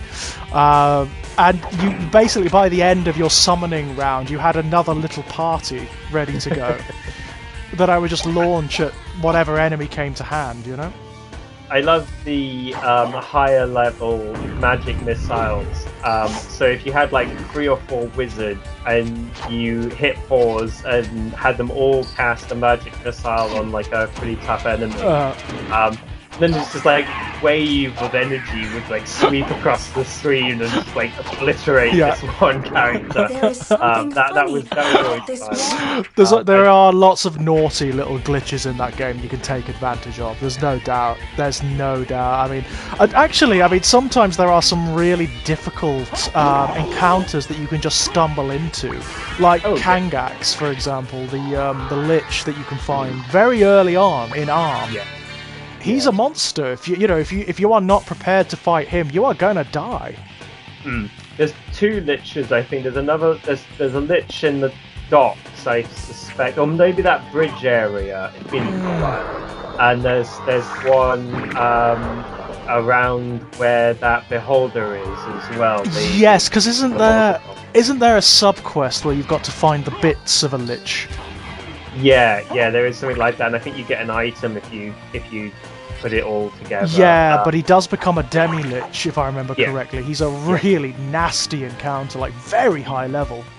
You just can't beat him at the level you'd like to encounter him, so you'd have to go back to do it. Yeah, and I think that's true. Sorry, after you come back to ARM, after you've done all of the wizard's stronghold and all of that kind of thing. Yeah. And I think like there's stuff in Baldur's Gate 3 that's like that too. There's a sort of Baba Yaga enemy in Baldur's Gate 3. She's quite interesting. Has she got obviously. the hut? Yeah, sort of. It's not unfortunately a moving chicken-like hut, but there is like a very stereotypical sort of gothic hut in a swamp that she. Okay, big spoiler warnings. Like, do you mind? You don't mind? I don't mind. No, I don't mind at all. But for the audience. Yeah, for audience. Spoilers. So you go into an area, and the area just appears like everywhere else. It's verdant, luscious grassland with lakes and stuff. But if you've got a certain level of intuition and magic or something like that, you detect that it's an illusion, and it immediately turns into a swamp. Okay. It's revealed that her actual home is not quite as attractive as it might be. If you're in the illusion, there are these really cute sheep that just are wandering around and going bar and such and sort of talk to them and they just mind their own business. But if you break the illusion, you see that they're these horrible goblinoid imps, but they still think you're in the illusion. So in like this horrible rasping voice, they'll like say "bar" and then just like look at you like dead in the face with like incomprehension. Brilliant. So there's lots of really nice narrative touches and comic elements to it like that. There's some really weird stuff. You encounter a group of harpies at one point that try to lull you into their nest, and they've got a child and such. Very sort of redolent of. I feel like almost those old stop motion adventure films. A lot of it has. Oh, sort of like the Harryhausen stuff. Yeah, it has that kind of. It kind of has that ethos to it, kind of. Somehow. Oh, that appeals to me massively. I've got to say, huge fan. Jason and the Argonauts, Clash of the Titans, that kind of thing. And D&D is so well placed for that. Yeah, it's a very different feel to Baldur's Gate 2. I mean, obviously... Which is fine. I mean, it would be a mistake to try and recreate Baldur's Gate, wouldn't it? Yeah, I don't think it could be done. No, I don't either. Certainly, I mean, it's the nature of that story as well. It's so... I don't think I've ever encountered a D&D game that's been so epic before. No, I mean, I think the operatic qualities, that's the word that always comes to mind for me, because of the revenge plot and Irenicus being such a fascinating character in his relationship with his sister and the tragic romance behind it. And the way that it uses ambient storytelling to tell that. Like the first mission in Baldur's Gate 2 where you're in Irenicus's dungeon prison. Yes, of course. And meet his servants who are sort of horribly malformed, and the dryads who he's tried to sort of make act as if they're his former lover, and like really disturbing elements. The echoes of a man that no longer exists. You get this impression of Irenicus that he was maybe a more laudable person once upon a time, and it's just drained away from him. There's just this vacuum at the core of him now. Yeah. The monstrousness is in that sort of nihilism of the character, and of course his literal purpose is to take on assault, to take on your soul, very specifically. Yeah, of course. So the absence in him is very much at the core of it. And it's that wonderful performance by David Warner, of course, that really sells the hollowness of the guy. Yeah, the voice work is fantastic. In fact, I don't think I've come across certainly a Western RPG since that has as effective voice acting. Yeah, I mean, a lot of it is very consistent. I mean, I wouldn't say every performance is bang on, but it does a lot well. And I think that, like, because so much of it is about interactions with the characters and interactions especially with the people who travel alongside you and their developments. The voice work, even of characters I don't especially like. I mean, not like morally. I mean, there's plenty just don't like them. But don't like in terms of their development and how they're conceived. I think, like a lot of games from that era, it was very hit and miss when it came to especially women and depicting them. There's some. I mean, I deliberately don't take Aerie most of the time. Yeah, she is odd. I mean, like, she's that classic example of that. I think that's sometimes called the ludonarrative fallacy or something, where the character is preposterously inconsistent with like who they are in game mechanics. So you've got this like mage cleric who's capable of unleashing waves of magical destruction and healing up an entire party in like the flick of a finger, who's also this like mewling, tragic, completely lacking in agency, no sense of like who she is in the world, entirely dependent on like her relationships, almost always with them, to define herself. Well, she actually, I mean, the ultimate manifestation of her relationship, if it's a male character you've got, is that you have a baby with her, don't you, or something like that? You can. I think you can have a baby with her and the Viconia. No, I think you can have relations with Viconia. You can't have a relation. No, with Viconia, you alter. What the big thing with her is that her alignment alters based on how you act around her.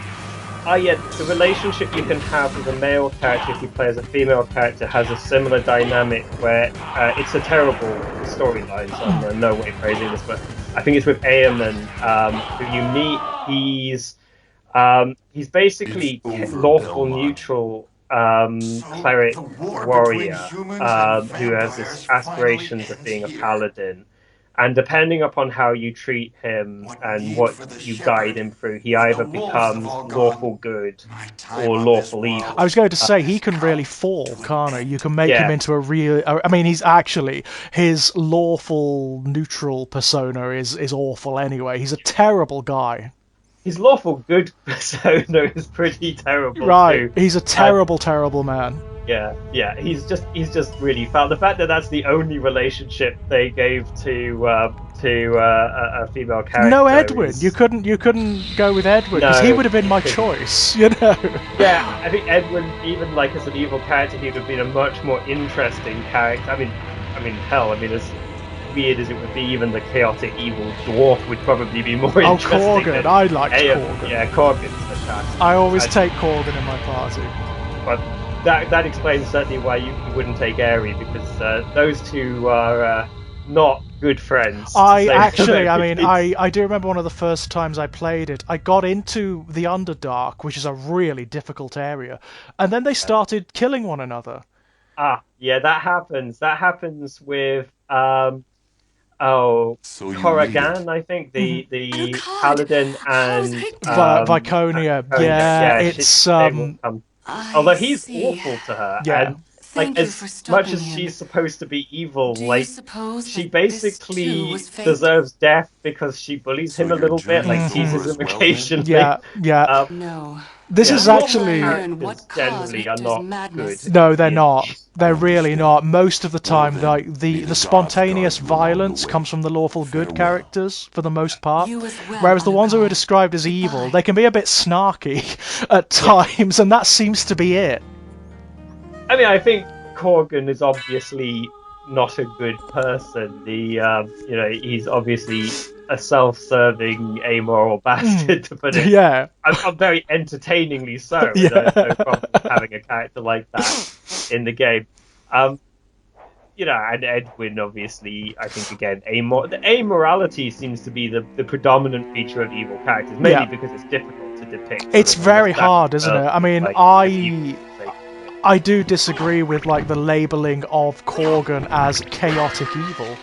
Yeah, because he's just not. He's not like lunatic. He doesn't just spontaneously attack people. You know. There are some real questions raised about like the difference in depiction between chaotic neutral and chaotic evil.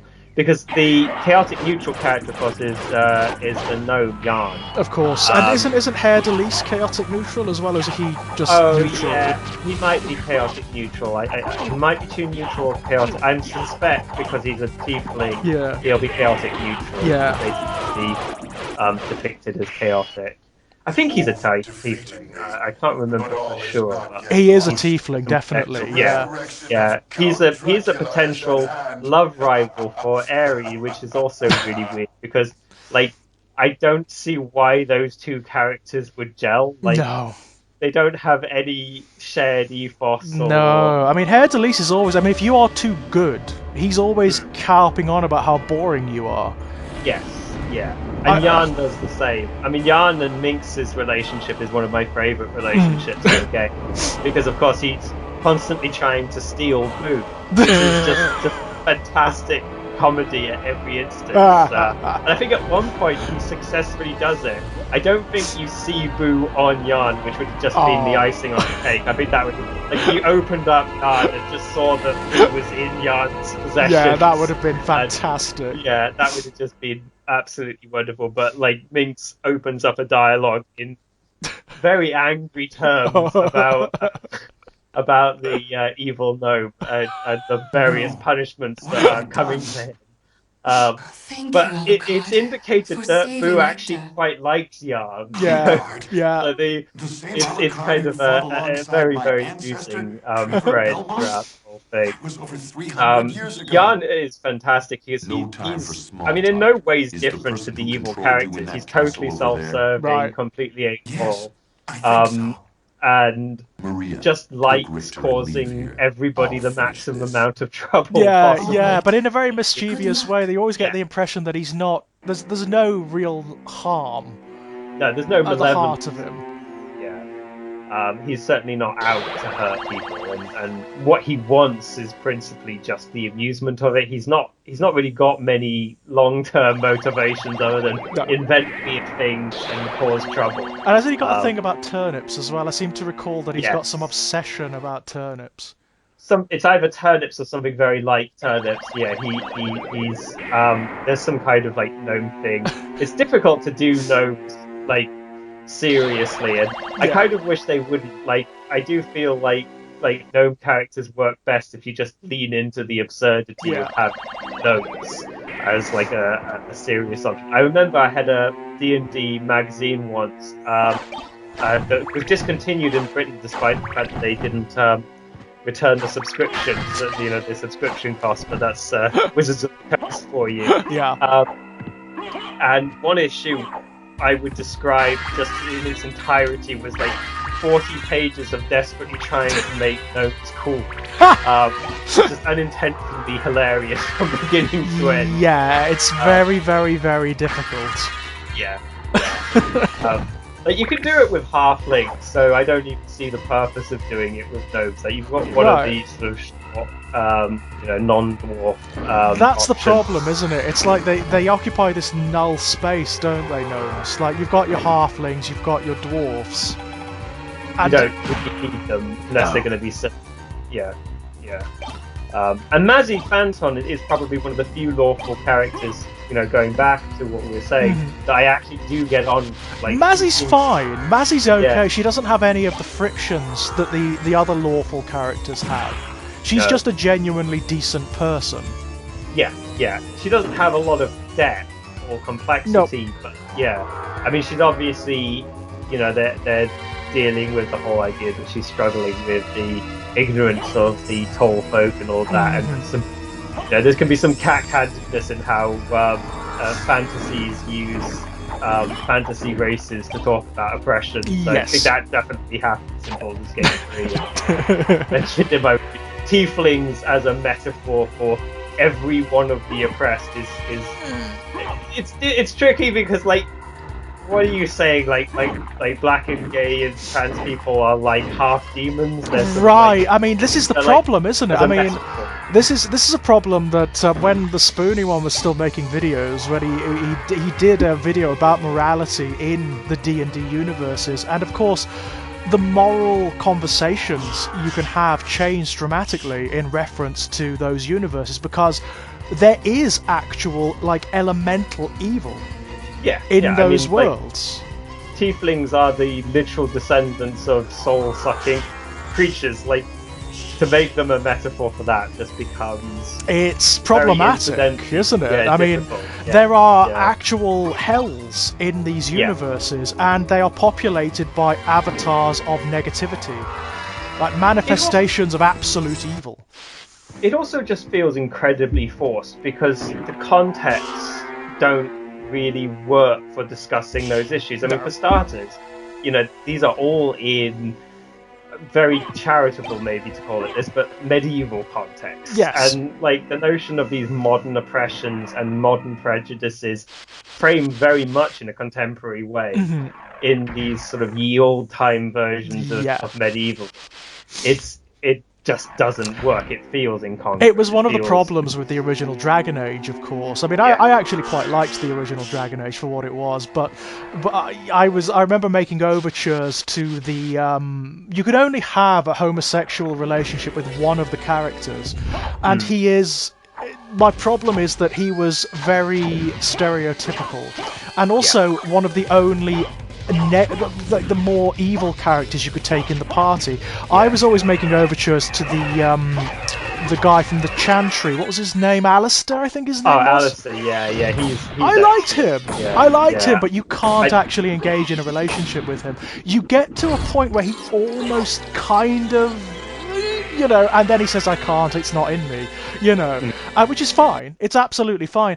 But I was like, well, that doesn't really fit with who he is. He's a paladin, and also when you consider what the religious forces are like in that world, they're so oppressive and restrictive. It doesn't really chime, does it? No, I mean, I think the way that relationships worked in Dragon Age Origins had many of the same problems as Baldur's Gate 2. They hadn't really gone beyond that. There were similar dynamics. The only difference, I think, that was quite big is that the Imowen character in Dragon Age Origins was no longer your sister, so you could romance her. And she was like such an obvious Imowen stand-in. Right. And like the last thing I ever because Imowen is probably my favorite female character in Baldur's Gate 2. And the last thing I ever would want for Imowen is like, let's have Imowen but with a romance option. Like, it was just not a good idea, and it massively reduces the character. I think they get a lot of the interpersonal details wrong. I mean, for starters, in Dragon Age Origins, the romance becomes quests in very literal ways. Like, you've got to get certain items and give them to certain people to activate dialogue, and then there's the right and the wrong thing you could say. And like, I know that there was some element of that in Baldur's Gate 2, but it was much more about dialogue trees and how you formed a relationship to the whole group and how you behaved in the world to some extent. Yes, you could actually derail it by doing certain things, couldn't you? They would actually get very angry if you'd taken them down a particular romance path and they did something that contradicted that, then they would leave very often. Yeah. And turning romance, obviously, into a game of give the right fetch quest to the right person. Right. It's not a very good way to conceive of how people really relate to each other. Really not at all. No, it doesn't. I mean, it's a shame, really, because I like the idea of there being romance options in RPGs, but they never get it right. I think Baldur's Gate 3. It has problems too. I think some of the characters are coded in. I think there's a very. I remember the elf character you mean in Dragon Age Origins. Yes, the one he's a sort of libertine character. He's like a thief, I believe, and he is like, if he has like a morality, it's like lawful neutral. No, it's not. It's like chaotic neutral, I believe. Something to that effect. He's very much framed in that sort of gay coding 1950s film kind of way, in the way that like gay characters are obviously traditionally villainous, so that they can get around censoring. And I think that's unconscious on the behalf of the writers, but nonetheless it's there and it's not great, and it's the only gay option of the game. They expand on that in the later Dragon Age games, but they're so bad in terms of narrative that. And the characters you meet, like they do better, but they do better within the context that isn't that interesting. I must admit, I stopped my Inquisition Let's Play because I was bored. Yeah. And I was thinking, well, if I'm bored, the people watching are definitely going to be bored. There's not much in the way of narrative, is there? No. I was amazed how successful it was in many ways. Like, I had issues with the second game. but I found the story was still substantively enough there that I could propel myself through it. Yeah. And, there are a lot of criticisms I have of it, especially in its game mechanics, where I think they just make it very, very boring. Yeah. Like, it's just horde after horde after horde. It's the opposite of Baldur's Gate 3 and how it approaches game mechanics. And yeah, Dragon Age Inquisition is just endless walking around in barren places without anything going on. Yeah. And I felt like I got about 20 or 30 hours into the game or something. I got quite far because I was very dedicated to sort of finishing it. And I was like, I'm just wasting my life on this.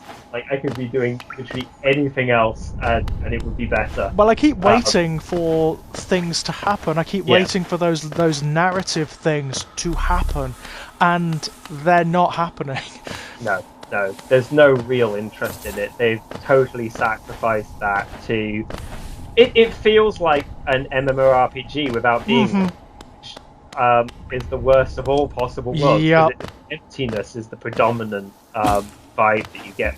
You just walk around and there's just not very nice environment and some good ways of navigating them, but like there's nothing to do. Right, I'm just finding it very vacuous at the moment. Yeah. And there's not even any joy in like character creation or character building or anything like that, because the skill trees are so restricted that you could just max them out just by wandering around really easily.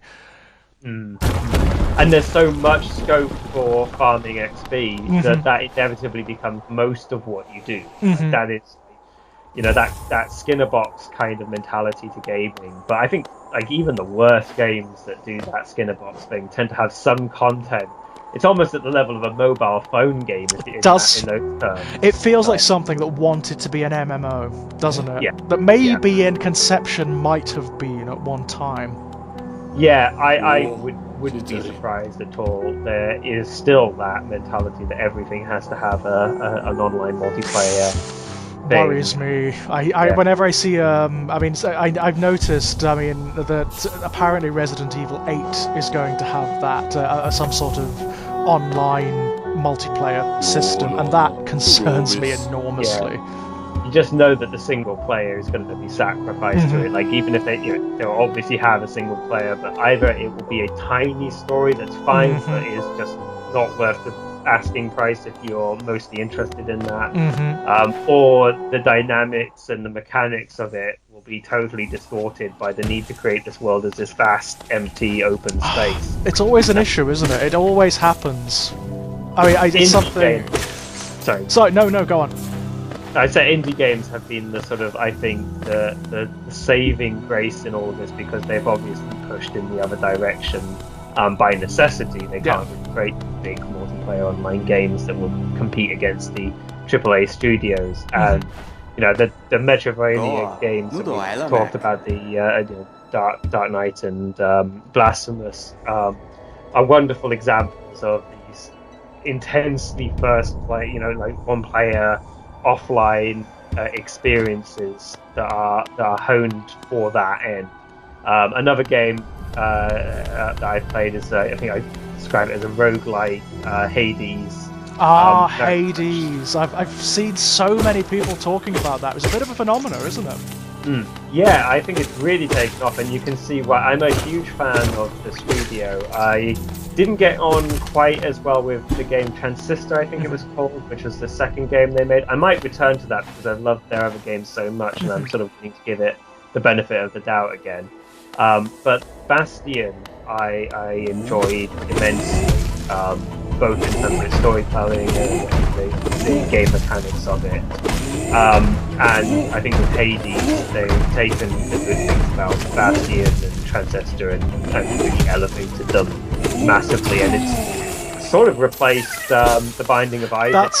That's the vibe I'm getting. I mean, I haven't played Hades yet, but I definitely will, and it does look like it's accruing the kind of culture around it that the Binding of Isaac did. Yeah. I mean, the games oddly have these even narrative similarities. I mean, I'd very much frame the Binding of Isaac. Obviously, the biblical references are on the sleeve. Of course. But the whole way it's narratively set up, it is essentially a descent into hell and then potentially heaven. It is very much a sort of parody Divine Comedy. Yeah, of course. And Hades sort of reverses that, since it's an escape from hell. But they're fundamentally games about the main character dealing with family, and tonally very distinct. The Binding of Isaac obviously is all about obscenity, and it has these, I think, overlays of Freudianism. Yes, very much so. Yeah. Hades is more mythological and resonant, and it's about the archetypes of familial relationships. What is a father, what is a mother, what is a sibling. And it uses the dynamics between the Greek gods to do that, to explore that. Which is a perfect dynamic. I mean, the archetypal messed up family. I was going to say, as dysfunctional families go. Yeah, you just can't think of a better example, really. I mean, they make the Nordic gods look like the sort of model of sanity and stability. Absolutely, yes. It takes a lot where the brotherly relationship between Loki and Thor is a veritable model of good health. Relative to it's quite astonishing just how dysfunctional those characters are at their core, whilst being allegedly these figures of reverence. I mean, in Hades, I would say probably the least damaged character in the entire game. There's some of the more primordial entities. So there's Chaos, who is this fantastic agender, primordial creature that you just meet occasionally, and they're just amazing and immense, and really add a lot to the game. And then there's Nyx, who's Chaos's daughter. Of course, yeah. And I mean, I wouldn't say she has no issues. She's very elitist and doesn't like a lot of the more downtrodden characters in the House of Hades. But nonetheless, she's much more stable than others. And then pretty much out of the major pantheon, just really Artemis, the Huntress, is pretty much the only one who seems even remotely you get the sense that she's a loner, right? Entirely because she just wants nothing to do with the endless shit show. I kind of want your character Zagreus to escape from the underworld almost entirely because she wants somebody around who isn't totally punished. It's a wonderful dynamic that you get. I just love the fact that isn't exaggerated at all. I mean, you go and read the stories pertaining to the Greek gods, and they are. That's what I like. Yeah, I mean, Zeus is this obscene, lecherous, just horrible figure who's narcissism is completely unbound. So accurate depiction, basically. Exactly the character mythology. I don't know if you caught the beanbag stuff on Twitter and the fallout around that. I did, yes. Yeah, and that guy who sort of wanted his daughter to open a can of... Allegedly, the whole thing was in fact made up. I imagine it probably was. Apology for the explores, so I don't want to sort of weigh in on the drama of it. But there's somebody did this really fantastic parody. So when you go into your escape attempts, if you've achieved something in a previous escape attempt, you sometimes get this little flash of your father Hades mocking your attempt, right. Just being really typically horrible, as a member of that pantheon is. But in this very overtly patriarchal, fatherly way. And someone took the dialogue from the Beanbag and read it out in Hades' voice in the context in which it would be as of Zagreus needing to open a can of. It was just brilliant point. And very much got the archetype of Hades exactly right down. Yeah. And I mean, there's a tragedy to that, and the game doesn't have the same weight of obscenity and darkness that the Binding of Isaac No, I does. understand it's reasonably, beyond everything else, it's reasonably light, isn't it? It's quite fun. Yeah, there's some dark moments, and I think there's some dark undertones, and I think like Hades is actually an incredibly tragic character the way that he's framed, because you do get the sense that he is incredibly damaged from the fallout with his family, and just doesn't know how to relate to his children or to the people that he loves. Right, so it's not conscious cruelty. He just doesn't know how to do it. Yeah, there's a fantastic line in it where Zagreus sort of like frames what's being done to him as like an attempt by Hades to reform him, and like does so in sort of like very annoyed terms, understandably. And Hades actually gets more angry than usual and just like completely demolishes the whole idea of punishment as reform. That, like, God should be beyond even thinking that torture could ever reform anybody, and punishment is just done for its own sake. Oh, right. So there's like there are some dark undertones. Yeah. Some interesting ideas are kind of raised. Especially when you've got like the god of the underworld and presumably of Tartarus as well, kind of undermining his own status. Yeah, he basically doesn't really, I think, believe in his own project within the terms of the game, and that's fascinating. He's a deeply tragic and nihilistic figure, and he basically does this Kafkaesque work of being the chief bureaucrat of hell. Yeah. To no end, to no real reason. He doesn't believe in it. He doesn't think it has any function in the wider metaphysics. And really, he's just another victim, I would say, ultimately. Of maybe the whole metaphysics, because even Zeus is arguably just a kind of puppet. And I've seen some people talking about the writing of the game, and apparently the characters are framed in incredibly sympathetic terms. Yeah. Like even the worst of them. Yeah, I mean, I think Zeus is probably one of the ugliest characters, and even he seems to be a victim of his own narcissism. He's completely unaware that the reason why he can't really ever have the happiness he's obviously seeking is because he's pushing everyone away. And he's a classic Monty Burns almost character, with this sort of like patheticness and his attempt to create the conditions that he himself then undermines. And there's a numerous gods that are like that.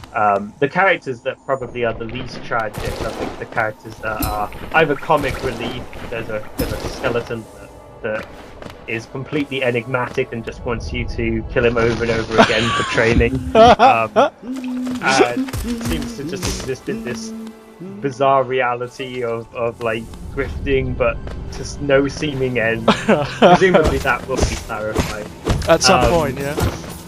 But it's done very well, hasn't it? It's done incredibly well. I mean, I know that it seems to be one of those games that's been picked up by the internet. Yeah. It's been adopted and is now proliferating wildly.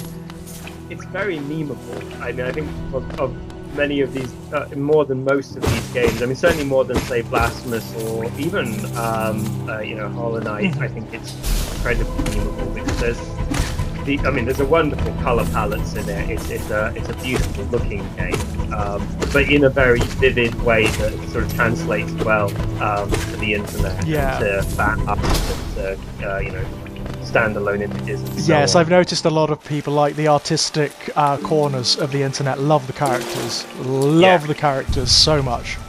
Yeah, and they're fantastically well designed. Like their personalities are really observable in how they look, and I think there's a consistency of good design in the game that is hard to beat. And I mean that's perhaps easier for a game like that, where there are a very set number of enemies. There aren't actually that many, so there isn't a huge number of different designs. In a very similar way to the Binding of Isaac, right. Use sort of templates and then design over those templates for the fight, and then you've got the NPCs. You've got this. It's a good number, but it's obviously contained. Whereas like I think a game like Hollow Knight, it has more of a problem because of the size and scope of it. Yeah, of course. Yeah, there's a more generic feel to a lot of the enemies in Hollow Knight. There's definitely more of a generic feel to a lot of the enemies in Blasphemous. Is a mixed bag, actually. They have some incredibly good designs, and then they have a lot of sort of throwaway designs as well. Yeah. I would say they sort of go for.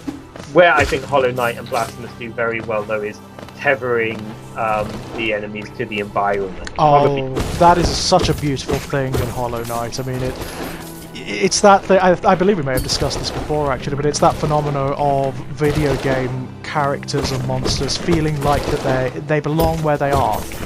Yeah, they're in a whole world context. Right. It's not, they're not just enemy implanted in play. I mean, I remember, way back when I used to play games like Crusader No Remorse, and you just find the same set of enemies in every different environment. Yeah, and they only exist to be obstructions, don't they? Yeah. For the player. That's all they're there for. Whereas in examples like Hollow Knight and Blasphemous to a sort of lesser extent as well, you get the feeling that this is a dynamic world that you've been dropped into. You happen across these creatures in their natural environment.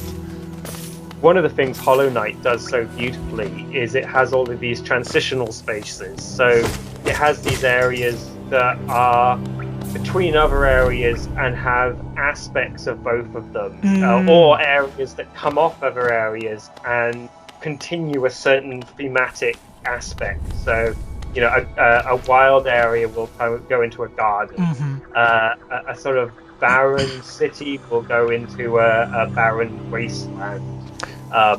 And that will go into like a sort of complete nether region of like sort of an abyssal space. Yeah, I was massively impressed by that, actually. It's something that a lot of the Metroidvania games do, and it goes right back to Super Metroid, which is, I suppose, arguably it's certainly the first game that established what is now recognised as the Metroidvania. But there aren't many that do it as well as Hollow Knight. Yeah. You can get a sense of where you're going. Like if you're in an unfamiliar area and you start to see these little environmental touchstones that are from another area, well, there must be somewhere a gateway or a passage into this other area. It's very clever. For such a vast game, you very rarely feel lost in it. In this, at least not when you explore, unless when you're exploring a new area. There's an initial sort of sense of like being on the boundaries of what you've previously known, but once you've been through an area and linked it up to other areas, you really always have a sense of where you are in relation to everything else. And that's an incredible accomplishment. Also, it goes so much to the politics of the game, because the fantastic thing about Hollow Knight is the way that it is a game about a crumbled empire and its failed attempts at expanding into these different realms with their own cultures. And your complicity in that, I mean, because you seem to be very much, if not quite, in a project of bringing that back, and I gather there's multiple different ways that you can solve the game in terms of, how much you adhere to the original project of the king.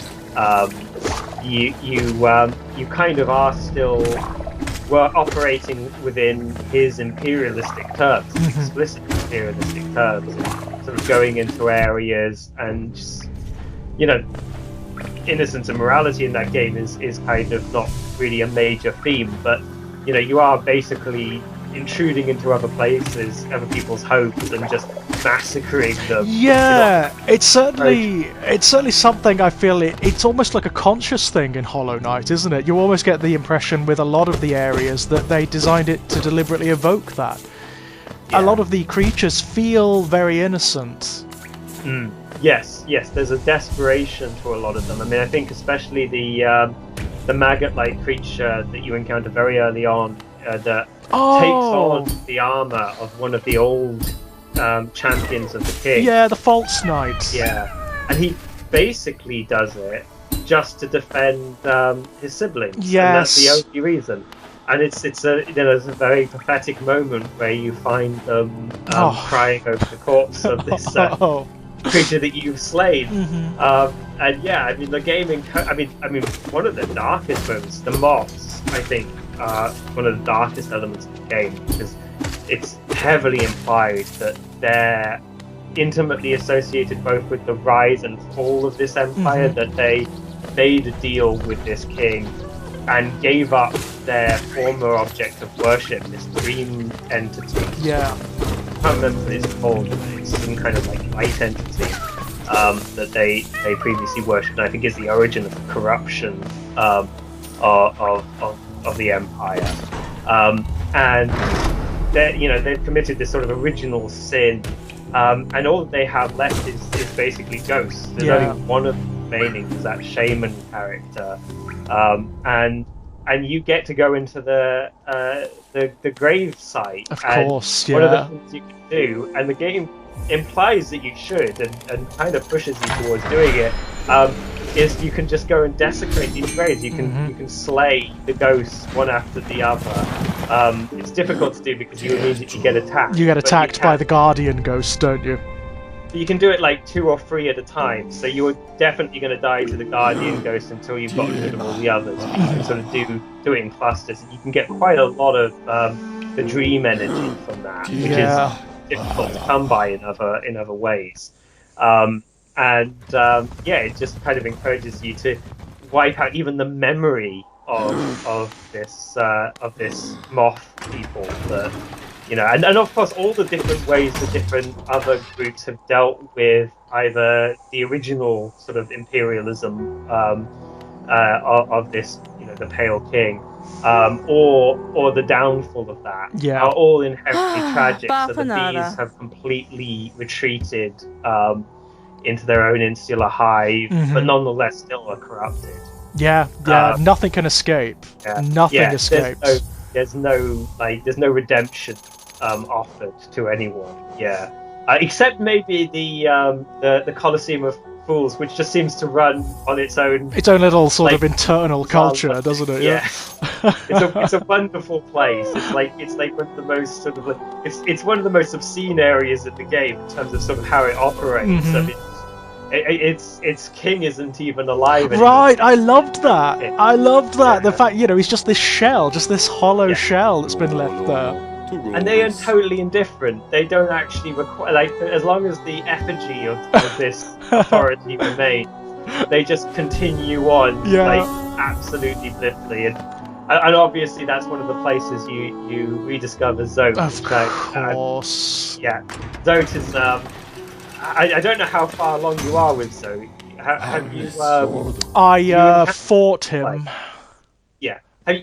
You fought him in the arena, Colosseum, which is probably one of the most pathetic moments in the entire game. Right, is just chucked out and do nothing to you in any way. So, have you re-encountered him after that? Not yet, no. Okay, I won't go on to it because it is a great moment. But Zote doesn't stop being annoying. I was going to say, is he basically a git throughout the game? So there's another level with Zote which I haven't got to because it involves stuff that is insanely hard, just ridiculously difficult. Right. And I won't sort of go into that too much, but I suspect that there's considerably more. Zote is a deeply messed up character. No kidding. I mean, he's just so unpleasant every time you encounter him. I did not feel terribly bad about beating him in the arena, I've got to say. No, it does take a lot for a character to be that reduced and debased, and you not really be in any way primed to have sympathy with the character. Well, almost every other creature I've fought or encountered, I've had some sympathy for. I mean, even the spiders, in the Deep Nest, as horrific as they are, they're not actually doing anything that terrible, are they? That's their world, that's their arena, that's where they live. You are the invader. Sorry, go on. So there's something admirable about the Spider Kingdom, the way that they almost uniquely resisted the intrusion of the Pale King. I was going to say. They were the only ones that did so.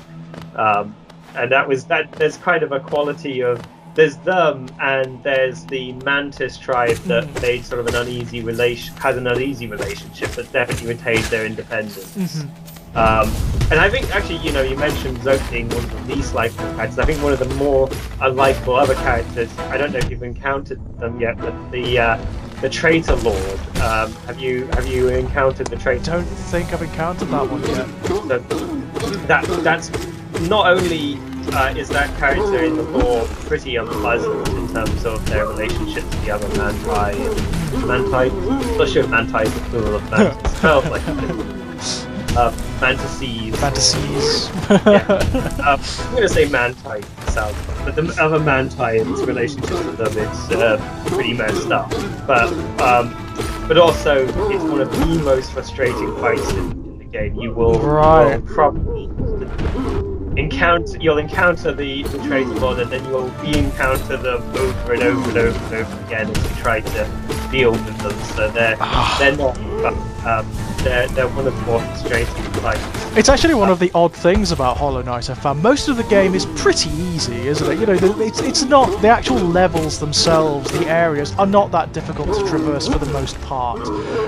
But the bosses are phenomenally hard. A totally different game when you encounter the bosses to when you're just navigating the levels, and it does sometimes jar. I mean, I don't want to make it sound like too criticism.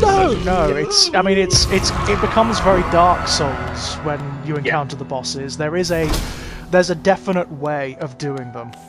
It's something that Blasphemous gets better because the levels are more consistently difficult, so it actually trains you in the levels leading up to the bosses, often in very conscious ways, on how to deal with the bosses. Yeah. There are some exceptions to that. I think the Three Sisters or whatever they are broken. It's a glitchy ass boss, that is. Yeah.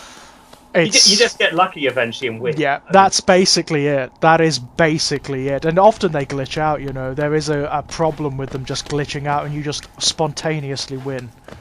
Yeah. And I do feel like the fight at the very end with,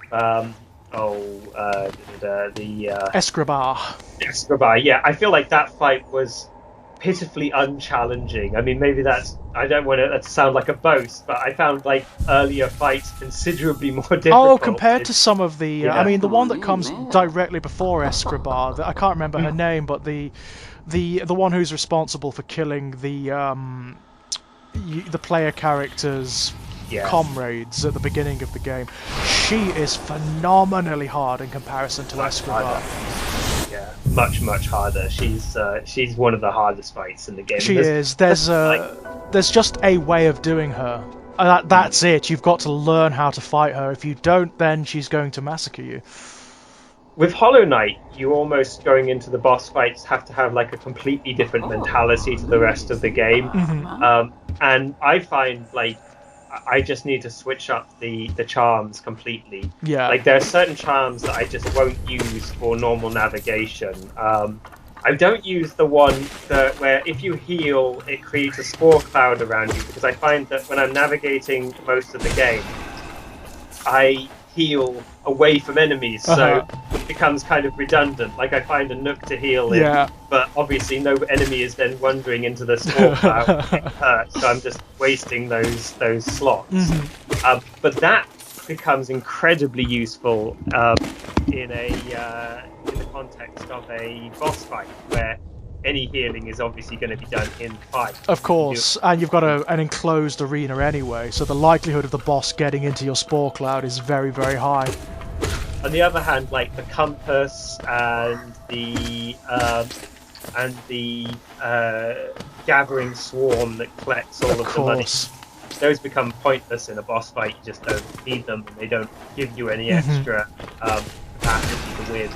And because you can gain some pretty lethal combos through different charms, you'd obviously rather go with that will take a huge amount of slot. I mean, I think it's something you've got to master for the dreaming bosses in particular. The dream versions of each of the bosses are phenomenally hard. Some of those.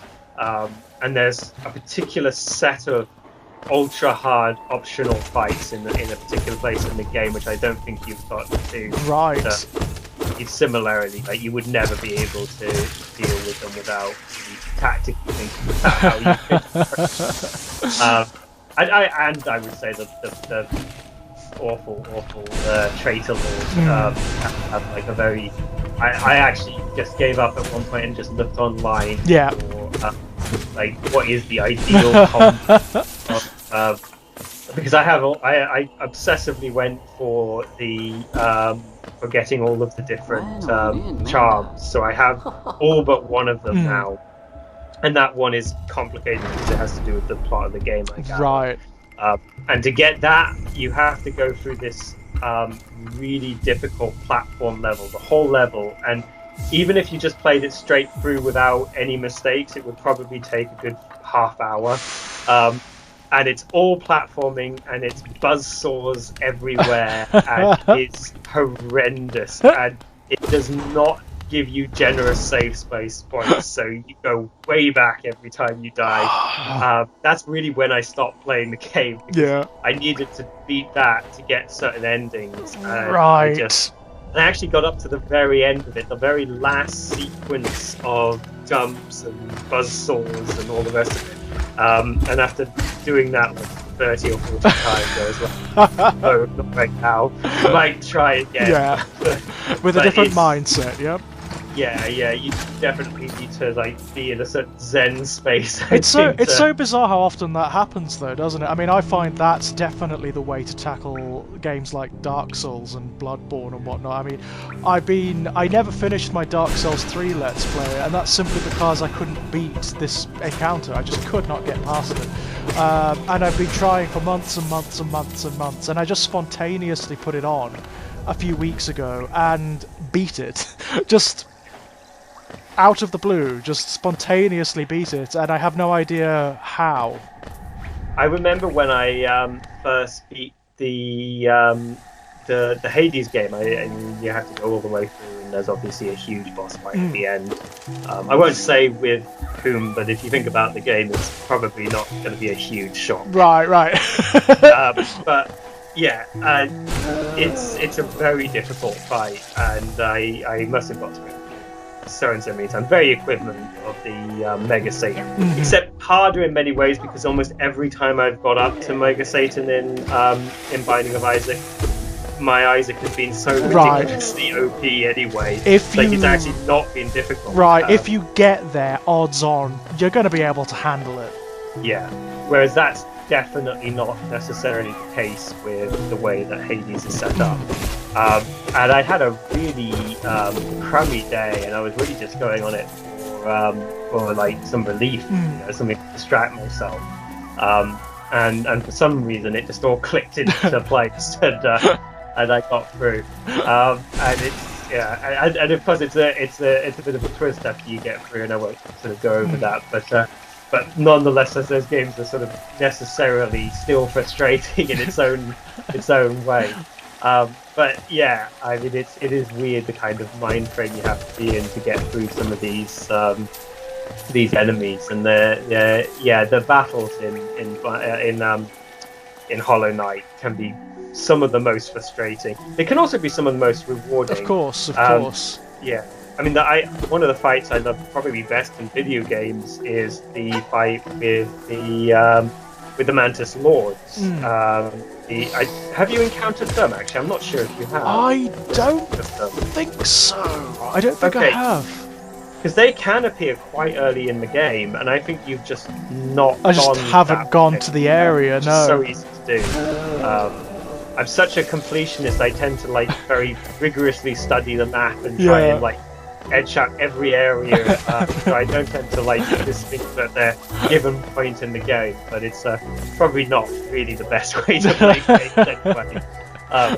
It's a very utilitarian attitude to gaming. But their fight is just so beautifully choreographed, even though it does take quite a few times, and I think you'll probably be sufficiently powerful in the game that it won't be much of a challenge to you, but it is so beautifully choreographed that it just feels wonderful to play. It feels wonderful, that fight. There's a whole way, and also the way that it's set up, because the way that the Mantai are set up as there's this noble people that kind of exist on a different level to everyone else. They have their independence and their own morality and ethos, and the way that they relate to you, both before the fight and during the fight and afterwards, there's a whole complicated thing to do with how your character interacts with them. Right, interesting. Because at the moment they're still entirely hostile to me. They do not like me at all. Yes, yeah. Until you've dealt with their rulers, they consider you essentially weak. Isn't Cornifer's wife one of them? I don't know. She has certain features. She's like you can't really tell. She doesn't have the pincers, but then she doesn't necessarily have mouth. So. No, it's difficult because when you talk to her, if you talk to her, or if you, I don't know whether you hit her with Dream Nail or not. She talks about having been a warrior in her past. So yeah, yeah, she's definitely somebody who's previously been out there fighting, and sort of makes you wonder about sort of how Cornifer became the Ubermenchian god bug that he is. To get everywhere. Yeah, it makes you wonder about Cornifer, doesn't it? The only time he ever shows any inch of fear is in the Deep Nest. Yeah, where almost every character has this sort of intensely averse attitude. I do like that, a lot of characters really love areas of the game that, from our perspective, are framed as explicitly disgusting. So the sewers, especially, are depicted as a paradise for almost all of these creatures. Every creature loves the sewers. And the boss fight there, which is one of the more gross out boss. There's two boss fights. There's a boss fight with the dung creature, which is awesome. That was one of my favourites in the entire game. And you get one of my favourite actually roaming charm is from him, because you get that stink thing around you. Yes. Permanent damage to him. It's actually slightly OP, especially against weak enemies. It just makes it quite easy to just stroll around and get everything. It does mean that certain characters won't deal with you. So the guy who collects rare artifacts from the past, I can't remember his name, but he will insist you very promptly leave his shop if you go in there with that. Will have nothing to do with. And the character at the beginning of the game in the village on the surface, who sort of introduces you to lots of stuff, tells you about. Oh, the Elder Bug. Yeah, he doesn't sort of shun you, but he endlessly complains about a stink and a foul stench. And so there's one or two characters who like it. There's a very weird troupe of these surrealistic, very overtly gothic and sinister bugs, and there's a bug amongst them who is quite besotted with the smell. And then there's there's at least one other bug that comments quite positively on this. So I quite like those features of the game. There's so many wonderful little comic touches, but I've actually lost where I was. I got so into some stuff. But yeah, the game is just wonderfully set up for that stuff. I just find it charming. The interactions with the characters I find to be unutterably charming. That every single character and even every enemy has their own vocalizations. And they're beautiful. A lot of the time they're really musical and mellifluous and absolutely gorgeous to engage with. Yeah. The sort of comic sounds in lieu of dialogue that are subtitled, they're all brilliant. They're all quite unique and separate to each other, and they give you that sense of each character's specific features. And are often used for drama as well. I mean, they can be very sad, like the minor character that you encounter. Oh, yeah. That's probably one of the most tragic characters in the game. The whole sense of the miners and their... I think it's one of the least explained things as well, those crystals and what they do. Because the corruption is still there, the orange corruption, which I'm sure comes from the moths and their relationship to the kingdom and everything. Yeah. And their abandoned god, because there's a statue of it at one point. Specifically as a moth, and you encounter various different sort of lore clues throughout the game around that. And they're obviously very tragic, but the corruption is there right throughout those mines. But there seems to be an almost entirely separate corruption. Yes. With the crystals. Yeah, it's almost like the crystals they were mining. They give off some sort of radiation. Yeah, and you do seem to master that power yourself because you have that that sort of like long sprint thing, that sort of rocketing thing that you can do that uses the crystals. And I think you like pretty much break every taboo in fact in the powers that you use because there's nothing that the Hollow Knight won't utilize. Like there's sort of nothing sacred to the Hollow Knight. The Hollow Knight itself is there's something very ambiguous about the character, isn't there? I love the fact that it's a silent protagonist and the other characters comment upon that fact. Yes, yeah, they're very aware that there's something off about the character and who you are. I mean, there are characters, obviously, that are overtly hostile, not just in the sense of you invading their territory, but, like, you represent something very definite that they know about. Yeah. Don't want anyone near them. I think Hornet has that quality about her, doesn't she? She doesn't really like you very much. I think she has, like, this deep ambivalence, and, yeah, there's a few more encounters. I found one. She's really difficult. Yes. Oh, yeah, so you fought that, the one in King's End. Yeah. Yeah. God almighty. That's not a fun fight. She has a lot of tricks. I thought I had her, and then she started she started threading those lines with the blades on them. It's impossible to move. Oh, yeah. God, it's so difficult. You have to take that one so slowly and carefully, and she tempts you into getting rushed, so you want to like take cheap shots, and if you take any cheap shots, you're definitely going to do badly in that fight. She's definitely more, and of course she's constantly testing you. Like the first fight, obviously she could do all of the other stuff, so she's sort of constantly elevating the threat level. You get a sense that she's absurdly powerful on her own terms. Yeah. Which is really interesting. And very like the knight itself. It's almost like she's treading a similar path. Yeah, you get a sense that her origins are definitely deeply tied up. And there's another creature like that as well that you encounter. I think you've just encountered in the Let's Plays you've released, right outside of the Colosseum. That is clearly not all there, and encourages you to pursue it. Thing, yes. Yeah, and I think that has some ties to sort of who you are and who she is as well. And she has similar attacks to Hornet, interestingly. She does a similar sort of scrabbling attack. Yeah, and also like not necessarily impossible to defeat, really, but they will lull you in a very similar way that Hornet does. You are constantly encouraged to do things that are against the long-term survivability of your character. Yeah, it's quite clever actually, because I was wondering when I was following it, if as and when it stops, does it reset? Does its health reset? And it doesn't, so you can actually just take the odd pot shot. Yeah. And then leave it alone for a while. And I think that's often the case with these fights. Like the thing is to sort out the rhythm, and then just not take unsure shots, because every unsure shot is going to go wrong. Yeah. And that's pretty much true even amongst the easier fights, and definitely true amongst the harder ones. And there's some that are very easy. I mean, going back to the sewers, I think the big maggot-like creature. Yeah, I found that to be one of the easiest of the fights, to be honest. I think I did that the first time round. I think it ended up killing me as I killed it.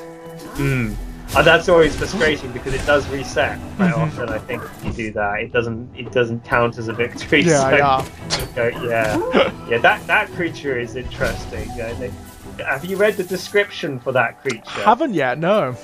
Because the description describes it as incredibly alluring, as one of the like most desirable creatures in the game.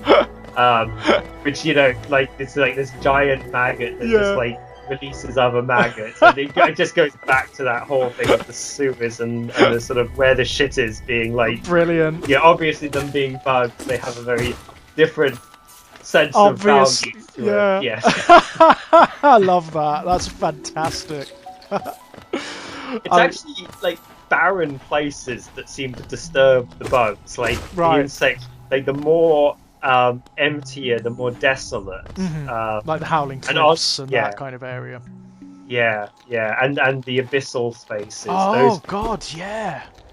Yeah, that seems to be, and that might also connect. I mean, because you clearly have a deep tethering to those kinds of environments in terms of what you are and the regrets that you leave around and such.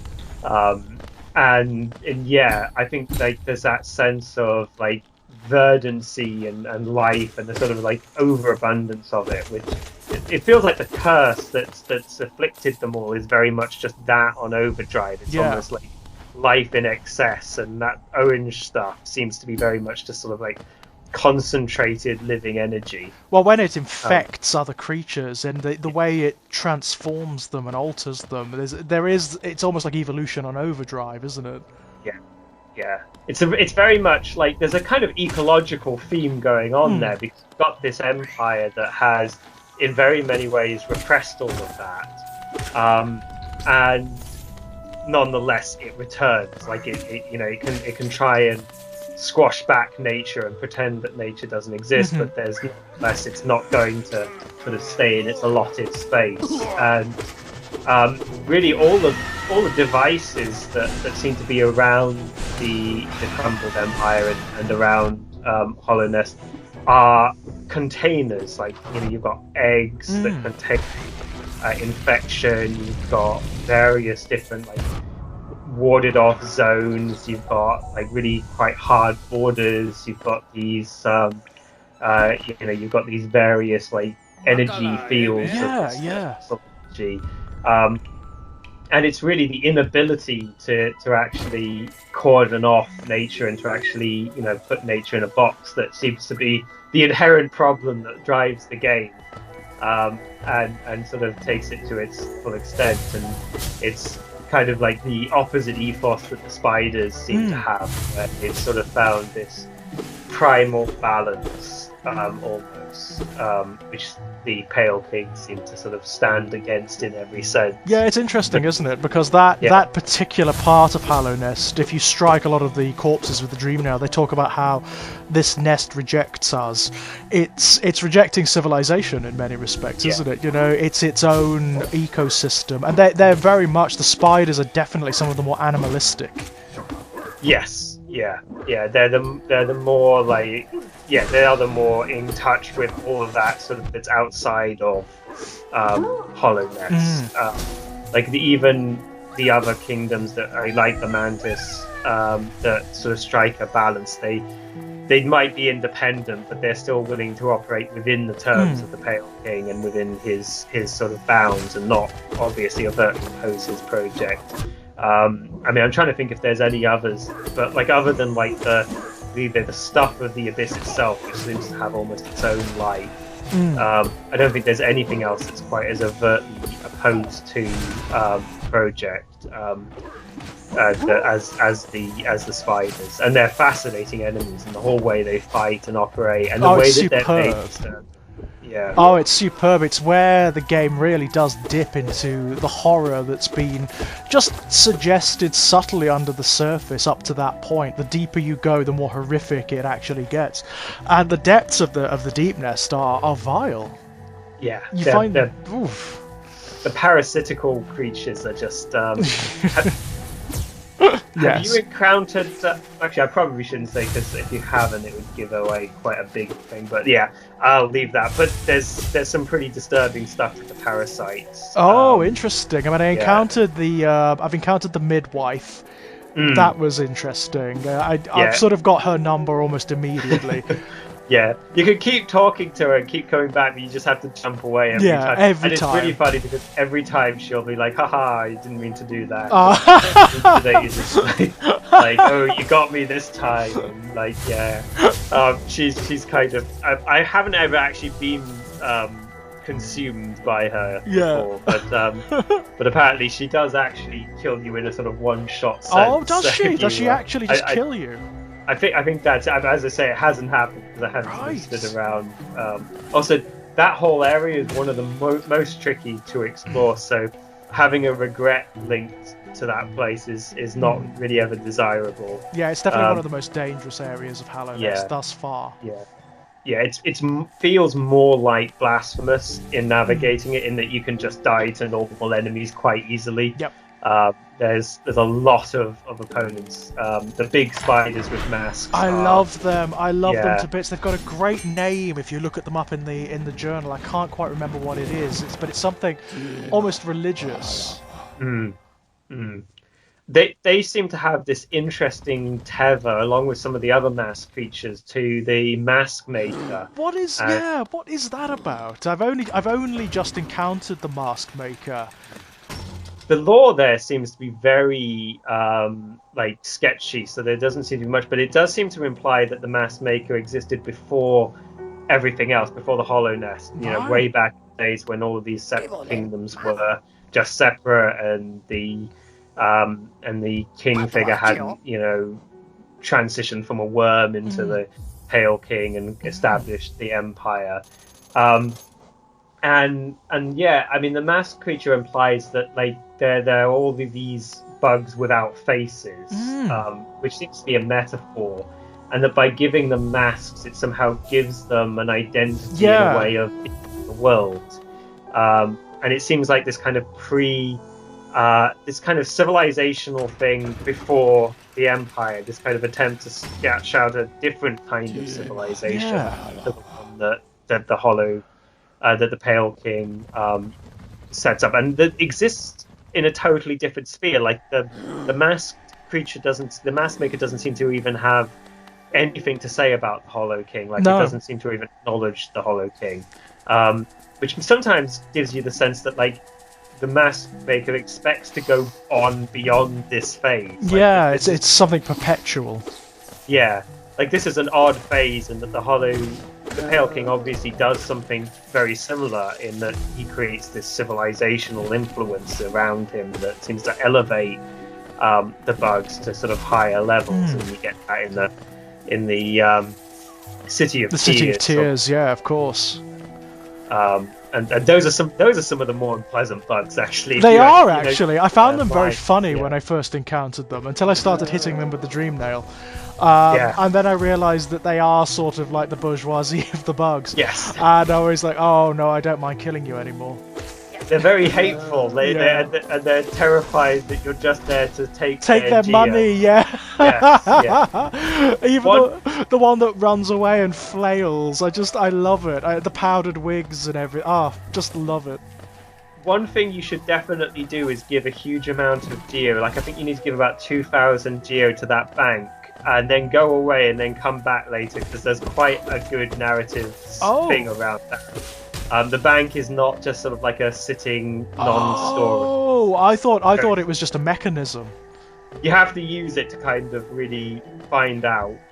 But no, there's a quite amusing story. I might be setting you up a little for a fall there, so right, okay. Really, no worries. I will lose some of your geo. Okay, that's fine. That's absolutely There's so fine. many ways to lose geo. I was going to say I've gotten past it now. I don't mind. I just sort of like I don't care that much. You know, you'll get it back eventually. It's the Dark Souls approach to things. You know, you're going to lose your souls, or with the Bloodborne, you're going to lose your echoes. It's inevitable. The main thing is to spend it as fast as you've got it. Like, there's nothing not worth buying, because if you don't buy it, you're gonna... Like, I've even bought all of those, like, alternative pins that you can put on the map and never ever use. Oh, like, are they worth buying? It depends. Like, it depends on how much you use the map. I use the map a lot, so one of the things I do is I put them in places where there's stuff I can't get through, or bosses I can't fight, as a sort of reminder to go back and try those bosses when I'm a little more powerful, or to see if I can get through those places when I've got more sort of tricks up my sleeve. It isn't fundamental, because you will inevitably come back to those places eventually anyway, but it streamlines the process a lot. Right. Have those reminders. And because they're color-coded, you can have like red for bosses that need fighting, and orange for places where you can maybe explore more later. And well, it's kind of a nice thing, actually. I can't remember the last time I had a map in a video game that you could actually alter in some particular way, that you could put your own little notes on and whatnot. Baldur's Gate 2 has it. Interestingly, you can leave your own little markers on the original Baldur's Gate 2 map. You can. Yeah. It was standard. Writing. Once upon a time, it was standard. I mean, there were games where you had to do that. Things like Ultima Underworld, and whatnot. Otherwise, there was no way you were going to win the game. But it's very much been phased out. Because there's a more hand-holding approach to gaming, I think, now, and in some ways a shame. Like, I quite like that way of interacting with the map in Baldur's Gate 2, and I really love the whole way the map was so fluid with the rest of the game in Baldur's Gate 2. You could sort of just go into it and watch your characters moving along. Yeah, that was fun. That was fun. Yeah. I'm so sorry, Rod. I've got to cut this short because I'm going to be. I've got to go do some stuff. But thank you so much for joining me here today. We'll have to have like a more, because we did intend, ladies and gents, to talk more intently about Metroidvanias, and I think there's a lot to talk about there. So maybe we can have a follow-up chat, and we could talk more specifically about Metroidvanias at some point. Yeah. Is there anything you'd like to pimp out before we go? Yeah, the usual stuff. You can find all of my various links and such to my website, my editing website and blog, and Patreon and other projects on my Twitter page and the pinned tweets. So that's at RT_editing. So it's all neatly in one place. They'll all be down below as well, by the way, ladies and gents. Thank you. In the description. And I'd definitely like to come back and talk more on Metroidvania, definitely more on Baldur's Gate 3, which is only beginning to expand. Well, I think like Baldur's Gate generally is a massive video. I think that's going to be huge because it is what it is. It's that epic piece of work, you know. Yeah, very much looking forward to discussing that. But thanks so much, and thank you guys for listening. Until next time, bye-bye. Bye.